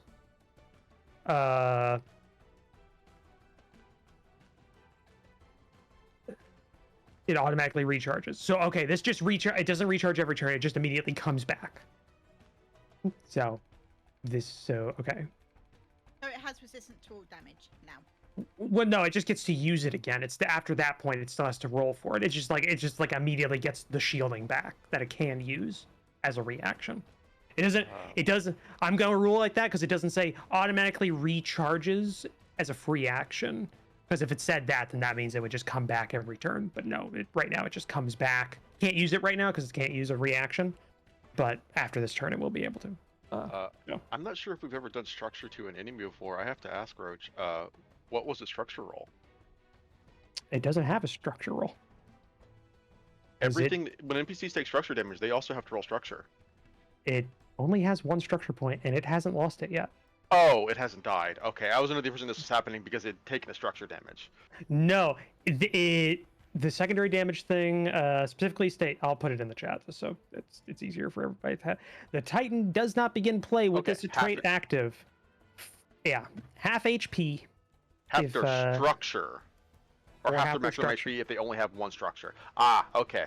So we did not do structure to it. We just did hit point damage to it. Fair enough. Yeah, you don't want me to put two structure on this thing. I mean, it had 2 actions. Why wouldn't it have 2 structure? Please don't buff it. No. Because it's a Titan. That's why. Ideas. It's a Titan, which means that it's a very powerful enemy. Like, honestly, I thought it would have probably gotten an extra structure with the ship template, but it didn't. Yeah, it is a tier 2 enemy, but it didn't get a structure extra one. But yeah, that's the thing. Okay. So that happened. Which all happened at the beginning of its turn. Now it actually gets to take its turn. Yeah.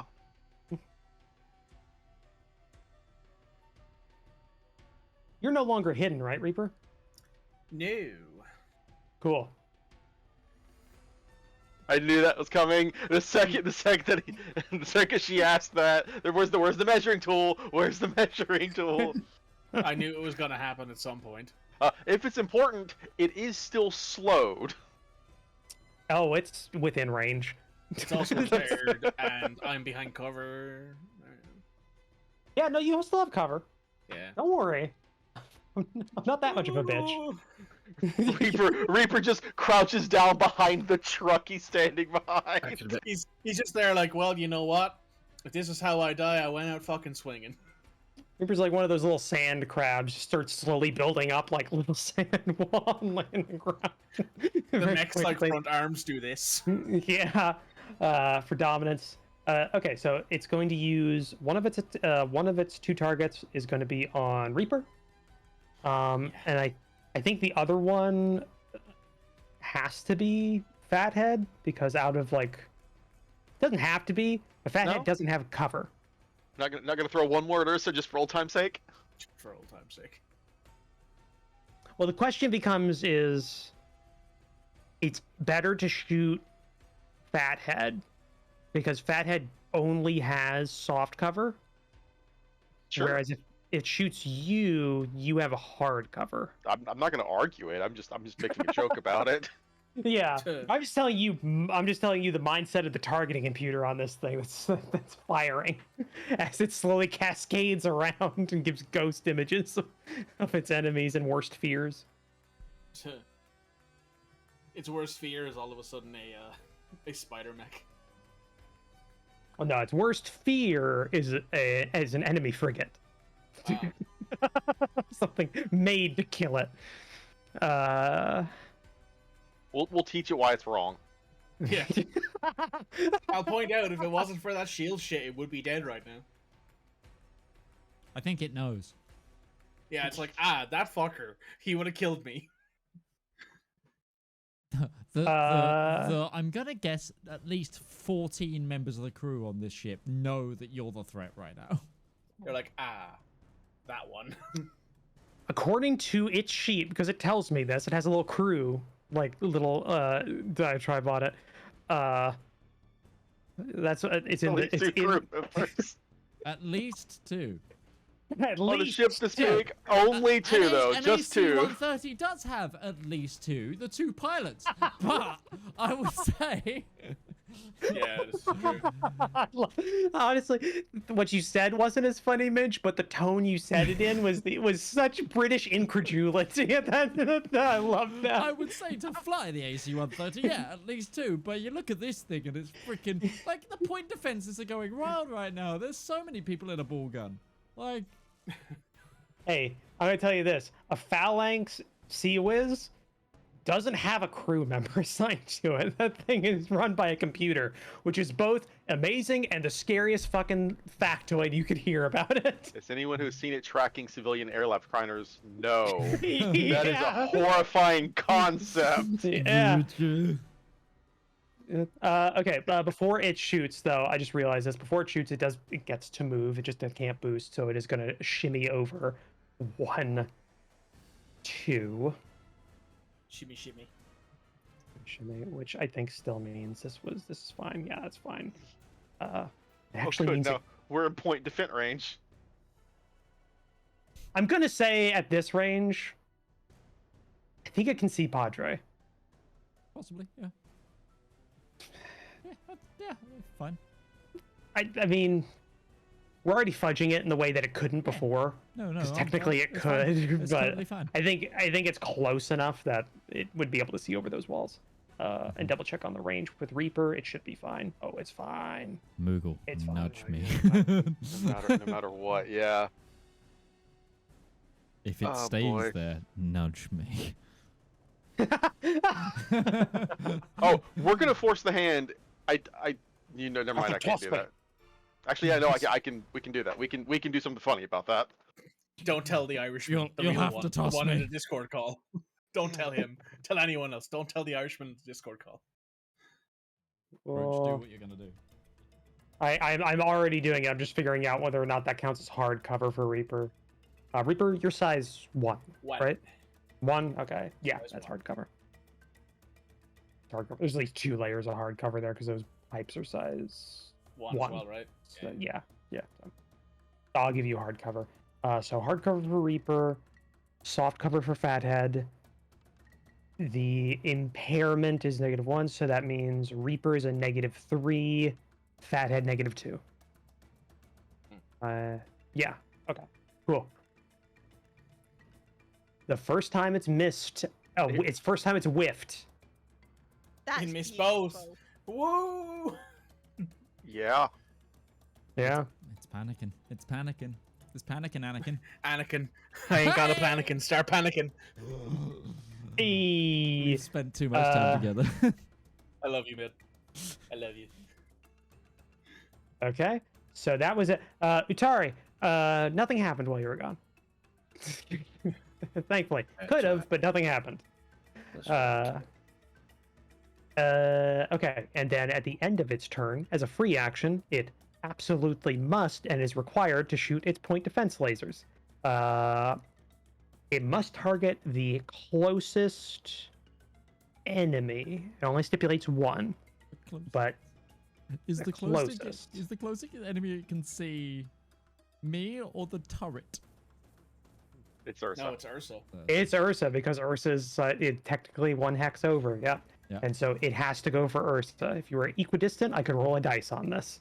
But that's gonna be a no-go there. Cool. Funny enough, as this thing gets damaged, the turns get longer. Yeah. Ursa, you get hard cover. Hey, Mike, I have a title for the episode for you. Oh boy. Pre-order of operations. All right, I'm using that. Anyone who's listening to this right now, you know what the title is. That's a miss. It's the first time this thing has missed a full round of damage, so that's good. It's panicking. Success. Okay. Ursa, I think that's over to you now because I need you out the way of the laser. That is the end of its first Cool. turn. It is no longer impaired or slowed, right? It was the end of its turn that those go Or away. wait, Yeah. is having Spanner nudge you? Does that put Ursa out of the way anyway? Uh, I think if I he just- wants to Yes. hit the building, I'm just double checking but here. that would leave me in the open for it to go. So, Ursa go It for... might not live though. This is the yeah. thing, yeah. So no, guys, no. So if this is the thing, it was I was gonna say with Spanner. If Spanner goes and nudges me, I'm not damaging it because it's Spanner's turn. Because so it would have the chance to have a good turn, and I'd be in the open. Yeah, yeah. I'm not okay with that. So Ursa, That's fair. to you, friend. so it positioned itself in a way where I think it's forced my hand about what Ursa needs to do here. I just want to say, I want to know beforehand, these effects are gone, right, Mikey? They're at Yeah, the end slow of their and the next impaired. turn. At the end of its turn, it's gone. Yeah, Okay, the death mark is still there, but everything else is gone. yeah, Cool. everything else. Just double This checking. mark Alright, stays cool. until I move it or it dies. Okay, because that Well- affects if there was a save going to be happening right now that affected that. Go ahead. We're gonna replace it anyway, so let's go out with a bang. Ursa is going to quick action boost to. Yeah, we're gonna do the stupid thing, guys. I'm sorry. He's gonna quick action boost to here. He's going to move 2 squares to basically get itself right here, and he's gonna use his other quick action to set his mech to start to self-destruct at the Ursa, end of his next or round. Vet's Bane. It worked the last time. Maybe it'll work this time. Core. Better part is I'm out of Padre's way. It's core as in core reactor core. Corvette. That's your new call sign. Your fucking Corvette. The way I see it, either it moves away and Designate you. Padre shoots it anyways, or it sticks where it is and Ursa just blows the living hell out of it.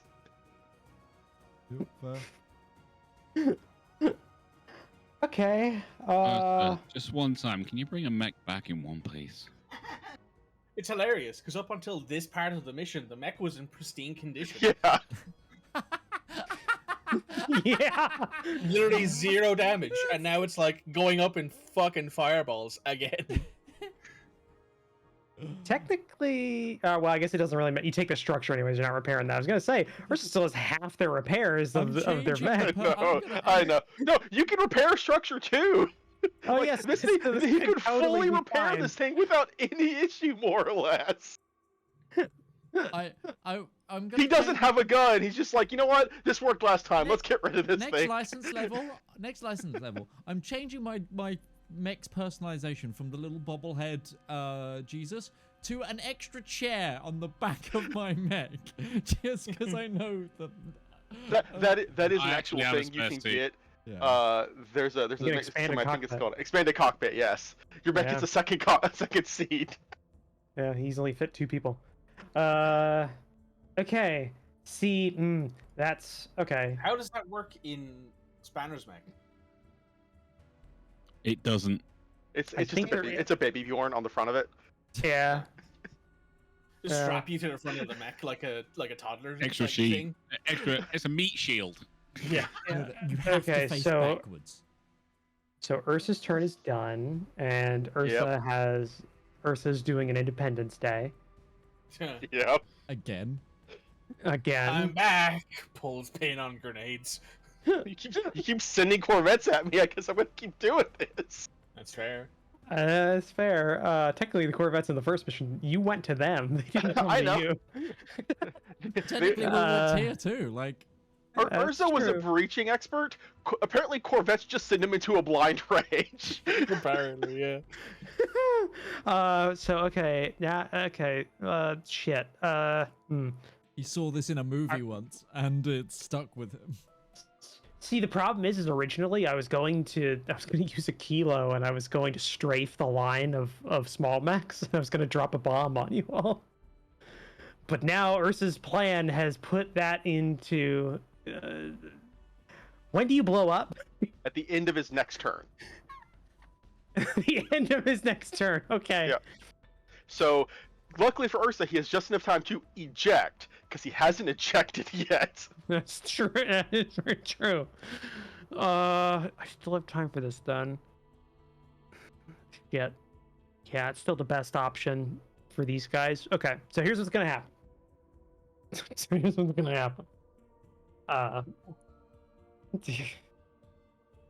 Kilo Oscar 944 is going to move in a straight line downward, or as straight as possible, intersecting the line of tiny mechs. I just need to see. So it has 6 movement by base. It can drop if there's a character directly below it during its path of movement or adjacent to its path of movement. It can drop the bomb. Cool. And how big is a blast one?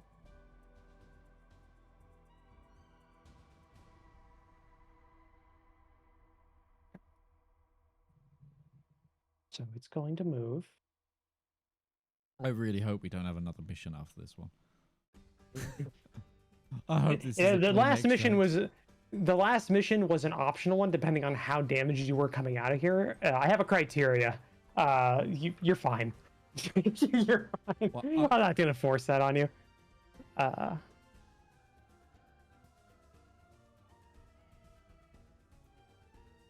Okay. It's going to boost as well, and so it's going to end up there. And it's going to drop. Yeah, it's going to do that. Okay. So it's going to end up right there.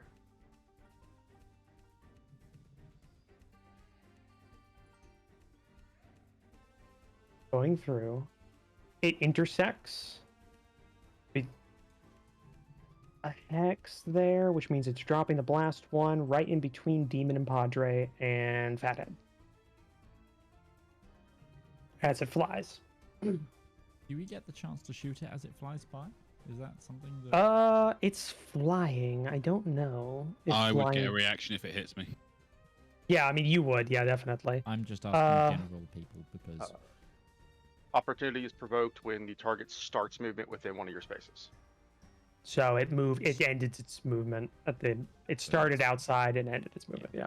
So then we're fine. So it goes there. It dropped it there, so it's going to hit the turret, demon, Fathead, and Padre. I keep forgetting the turret is technically a targetable entity. Yes, it is. So I don't think the turret has a save. So agility saves everyone that is targeted right now. So again, demon, Padre, Fathead, turret. 17. They have an evasion score of 10. Oh, 19. Does that matter? I was looking for the turret. Evasion score. They have an Evasion score of 10, any defense of 10. They're a size 1/2. Mine have 10 HP instead of 5. I think you just roll a d20 and there's no bonuses And or this negatives is to it. agility, did you say? Agility, yes. Cool. I am a flat roll on this, so I will just roll this twice. It's a 7 for me, and a 9 for the drone. So it hits both of the things you rolled, because of course it would. Yep. Yep, because you needed to beat a 12, so everybody else is fine. Ow. Yeah. They make all skill checks and saves at +0. Okay. Yeah. That made most sense to me. Yeah. So okay, you both take 8 explosive damage. Ow. Okay. We're no- both there's- still up. Yay. Yeah, there's no AP. And then you are both knocked prone. Okay. So I take 7 because I'm 1 armor. So turret's on 2 HP. That's fine.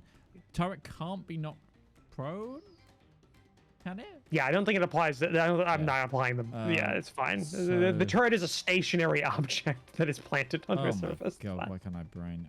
So that would be 8 HP because I used my last repair to heal on one of my wreath things. So I'm still on 8. I'm good right now. Tactical. But I'm prone. Okay. All right, yeah, so you are prone.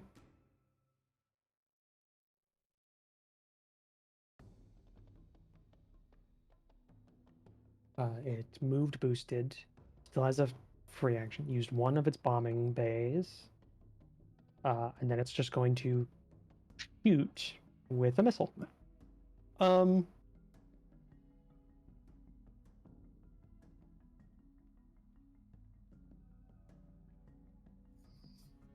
I think it's gonna hit Padre. Padre's glowing. Yeah. That laser, yeah, It's a that different kind of that glow laser, to mine, yeah, true. It's a blue glow instead of a red glow. I'm corner. There's a bright yellow glow, and I'm surrounded by giant batteries on the floor. Yeah, you're a threat. I look like I've been huffing energy cells in the corner. Yes. Yeah, you're a threat. Okay, you get no cover because of seeking. Is there not the smoke screen going around? Oh, seeking. I see. No cover, which that applies. It's gonna hit your E defense because of smart. Does prone? Again, fucking D&D. Is prone gonna affect a ranged hit? Prone in this game actually gives you +1 to your accuracy to hit a target. So prone gives you you shoot something prone, it's easier to hit it. Cool. That's why Ursa always smacks things prone before he shoots them. Okay, so this is a flat roll because you get a -1 because of the shield, the area shield. I And have then, an E defense of 9, so anything above that will hit me. Okay. Lucky mother. Yay. See, this is what we've done. We've traded all the hits that hit Ursa and all the. Sorry, typically Ursa is missed and everything else is hit. We just traded that out for this mission. See how it mixed it up a little bit. There's a preset damage count that hammer needs to take to succeed a mission. It doesn't matter what. So just repeat. There's a reason I've used all my repairs this campaign. That's why. On both Okay, decks. so all right, that is the end of that turn for that one. So Demon, Padre, Spanner, Fathead can go. Padre. Has the big thing still got an activation? Yeah. Yes. Okay, then yeah, I should probably go now and just don't think I'm gonna hit it. Do you have to get up to shoot? I will find out. If so, I can't shoot it because it is. No. It is. Gonna have to get up to shoot. Okay. Well, if I would, I wouldn't be able to do it this turn because it's a. I can't move. Yeah, it's ordnance. I can't move. Yeah. Before I shoot. That's what I didn't check before I applied. That was why I was doing that. Yeah. As a thing. Yeah, Let me it makes just most double check tactical if there's sense. anything in the thing. Nothing. I think. I can't remember what prone does as a thing. I know it does a couple of things. Yeah, attacks against pro targets have +1 accuracy. Prone characters are slowed and count as moving in difficult terrain. You can stand up by using your move unless you're immobilized. It doesn't. That's all prone does. Doesn't say. Standing doesn't count as movement. Yeah. Oh. So it doesn't provoke reactions. Doesn't provoke reactions, and since it says it doesn't count as movement, I would say, unless ordnance says that's the first thing you need to do. Ordinances use your moves or takes any other actions on their turn. So, cool. So you're on the ground and you're just like turning this laser and firing it on the ground. The pushing up to get the laser to get the right angle. The laser is shoulder mounted. So, basically, if you want to look at how my mech is loaded, it's like a Tau battle suit. I have one howitzer on thing. Ordnance laser gun. That's how I'm. Oh, laser gun mortar. So I'm a Tau crisis battlesuit. Oh no, broadside. You're an RX-77-2 gun cannon. Yeah. Well, yeah. So basically, what you're saying is you're targeting like this Predator. Yes. And I'm a firing. More references. Come on. I'm firing my laser. So 16 straight from me. Hold on a second. I've got the thing. I can pointer. clip the building and the dude. And the big dude. You could honestly probably target even like here. That still clips the big dude. No, I don't. But we've got to hit the size 4 of the building is the thing. So doing that wouldn't. I've got to go. What'd you say? It was line what? 16. All right. Well, I have a line 20 that I'm going to bring out. So it doesn't really matter because once you get past a certain point, we know. Yeah. So you want it to clip both? If I can. Like that? If possible. If possible. If not, focuses the building.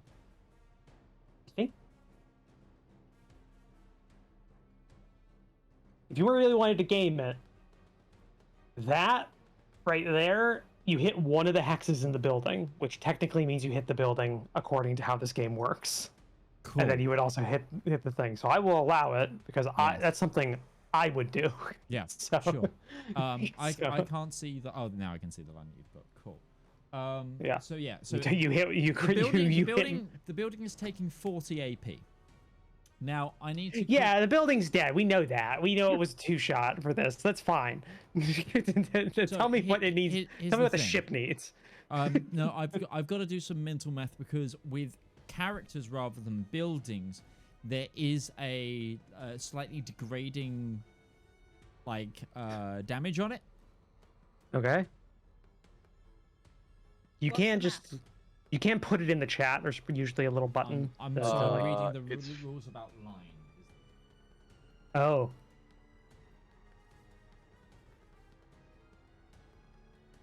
I'm just gonna open your 4d6.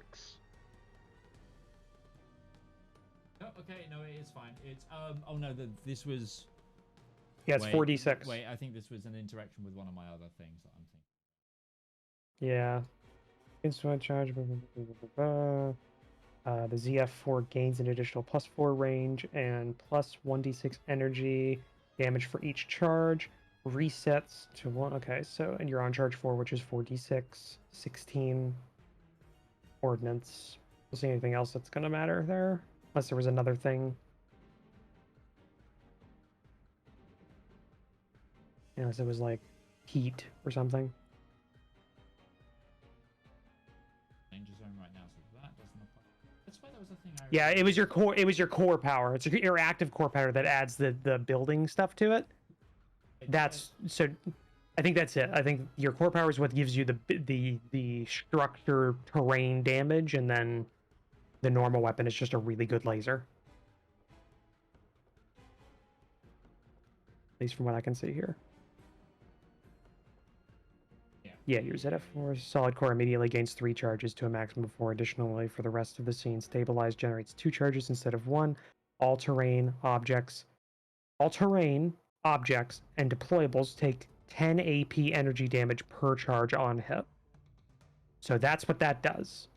And then on the weapon, it just says. Sorry, there was something I was reading, and I think it might have been for a different weapon or whatever. It was basically if I hit so the first person I hit would take full damage, and then after that would be half, and so on because of. I know what you're talking about. Bonus damage, Midge. When you're dealing bonus damage, if you're dealing it to multiple targets, they all take half bonus damage. That's what I'm thinking of, because normally when I'm in danger zone, I'm doing additional damage onto this. That's where my confusion is coming from. Yeah. That's and one thing's taking bonus okay, damage here. For once, not doing bonus damage, so I'm just going to target the big boy. Yep. And then I need to do a 4d6 roll on the ZF4 solid core main cannon. So this is just a line. So this auto hits AoE. This is just a template. You're not rolling 2. Yeah. Okay. So immediate. Still an attack. Yeah. So okay, the Titan. It's still I'm still rolling an attack, but it's no cover.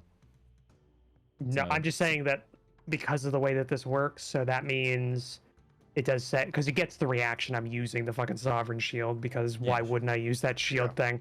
I would just apply that now because you don't have it to hit roll in this. You automatically hit it. I do have a hit to hit roll, I think. Oh, you do? Okay. I think.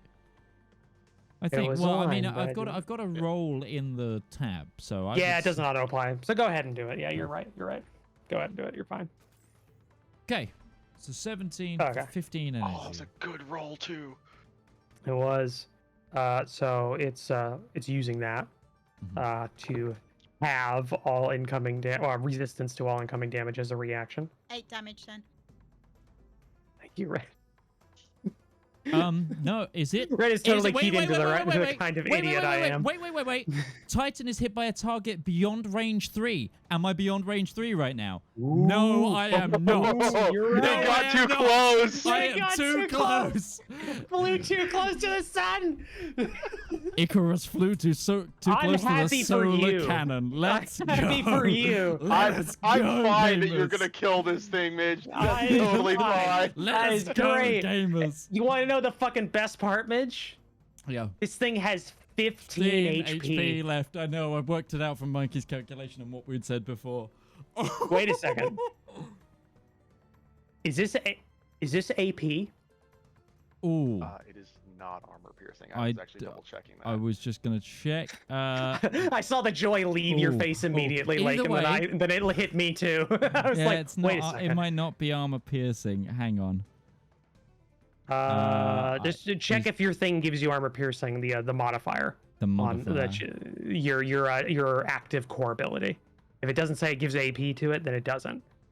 Because it doesn't. Nothing like 4 charges just gives you extra damage, stacking in range. So objects are taking AP. So, Objects. Yeah, it's all-terrain objects deployables are taking AP. I don't know if this applies to the ZF core. It specifically calls out. Yep. It specifically calls out terrain objects and deployables. It does not say characters. So okay, it's still a really fucking good roll. Oh yeah. Because it has 3 HP left. Christ. Question. Then my reaction turret hit. Does that apply damage to my roll? Because that's 3 damage. Or is that a separate damage? Or is it so it would also be armored? Hold on, let me read it. Let me read it. It doesn't roll to hit. Let me read it. So that's just my reaction. Oh, when someone Yeah, let me read hits. Let me read it. Turret drones. Expend a charge to deploy a turret drone within sensors. Gain the turret attack reaction, which can be taken once for each deployed turret drone. Turret drones can. It's an attack reaction, so it doesn't automatically. Okay, it's turret drone deals 3 kinetic damage to the target as long as it's in line of sight to their target on a successful allied attack. It doesn't add to So the it's a attack's question if damage. it's It'd be a 15 separate. It's a separate attack. It is a separate string of damage. It's a separate bit of incoming damage, so that gets negated by its AP. So no, Or by its armor. Again, so the trigger, an allied character within range 10 of the drone makes a successful attack. The drone deals 3 kinetic damage to their target as long as it has line of sight. There's nothing about the drone. It was specifically, I think Lake's on the same page as me. It doesn't say that it adds 3 extra damage to the attack roll that hit. It says the turret does 3 damage, which implies that the turret is a separate string of damage coming in. Fair. Okay. That would negate, like, okay. So again, it's a hyper weird situation because it has a lot of armor, which is okay. Hey, sure. It's got 3 HP left. Yeah. I wanted you to kill it, Mage, but I'm just. I did. We gotta stay consistent in our rules. We gotta be good about it. Totally fair. Totally fair. I will say that means the Sovereign Shield is not used up because it can't activate. It can't actually stop it. Yeah. Yep. Fuck. I did. I'm bummed for you. That's my main cannon.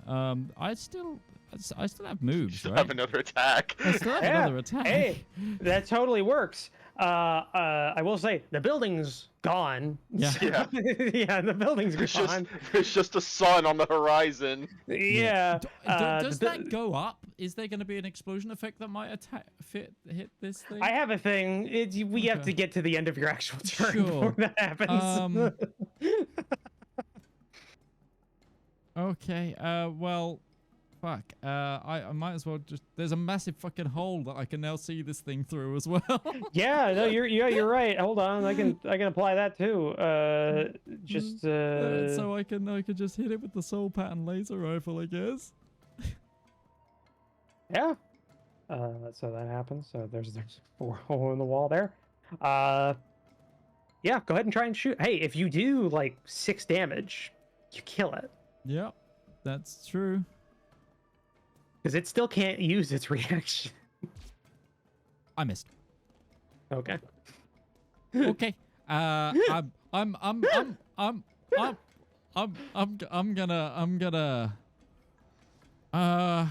gonna stand up for half my movement and then move my move. Standing up is your entire movement. Oh, it's standing up is my entire movement. I'm gonna stand up in front of this thing and gulp. Cool.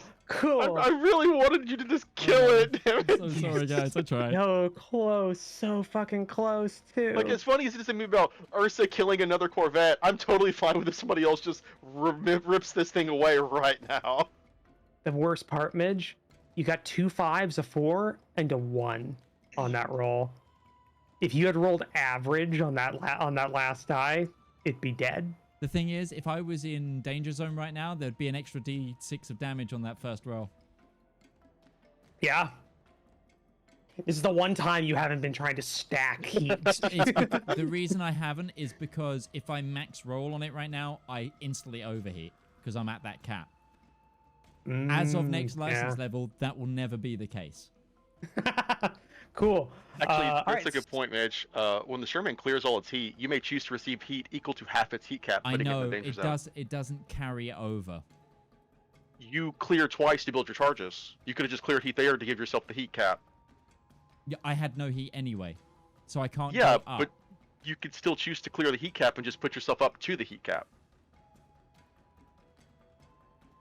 Oh, we can talk about it afterwards. I think I need to be above. I think I need to be above half heat, from what I understand. Okay. To do that. So as the last thing we're gonna do tonight, because I read the time, this is gonna be a short session. Yeah, it was supposed to. I thought you were gonna get through this really quick with Midge just like, "I'm a laser, run," and then that was gonna be it. But hey, I don't have to write the rest of that encounter. That was supposed to be coming up. So at the end of this, at the end of your turn, beginning before anybody else starts their turn, which would be an enemy turn, after destroying the pump station, the fuel goes up. So everything within 2 hexes of the pump building or a fuel pipe must make an agility check So I'm measuring everything because I'm not exactly sure if it's only Reaper at this point. I assumed there was going to be some more things fighting in the hangars. I think it is only me. I think it is quite literally only Reaper, yeah. Yeah, it is. Okay, so Reaper, make an agility check. You're trying to beat a 15. I do. Cool. So you're only going to take half this. So, Yay! okay. So, hold on. 17. So that would be 9. 9. 9, and That's you also fine. I can take. take that. Okay, and you also take 3 burn 3 burn. Yeah, that's fine. because you are on fire. Because there, essentially, hydrogen fuel has gone up and is burning you. Yeah. That leaves me with 1 HP. So Yeah. Good thing I took half there. Yeah. Ooh, actually, that burns bad for you as well. Make sure you apply that burn because you have 5 heat out of 7, and burn every turn applies. I think about It's more AP physical damage. AP physical damage on top of that. It's still bad. So yeah. there's a little burn thing inside your character sheet. Just put 3 in there. Can I also I've just been doing some Lancer FAQs. Apparently, for future, we'll count this in future, but the turret attack counts as your attack. The what? I'm sorry. The turret attacks count as your attack, so they're not a new roll. Oh, okay. That hasn't been how we've been playing it up to this point. So that's a good thing to apply in the future. Next mission. Yeah, I get it. Next mission. Next mission. Okay, so yeah, with that humongous thing, I don't have a second map to overlay on this with the destroyed section of here because fuck that. But essentially all the pipes are gone. And the building's gone. This has become a much flatter, less covered battlefield. And you have completed your mission, but you have to get to the blue box. Well, to get out for next session. Yeah. Absolutely. Because we've gone over by almost 10 minutes, which is actually quite a lot for us. We're usually very on point with that. So, without further ado, all we've got left to do is to thank everybody who's been here. Thank you to Commissar Roach for GMing and DMing and writing this campaign. Thank you to SurelyOnlyMikey, to Utari, Onzo, to DM Lake, to Red Moogle, and RivalzoneGaming. I've been Midgeman. We've been the Component Cast Tuesday crew, and this has been Lancer. And we will see you next time. Bye-bye now. Bye.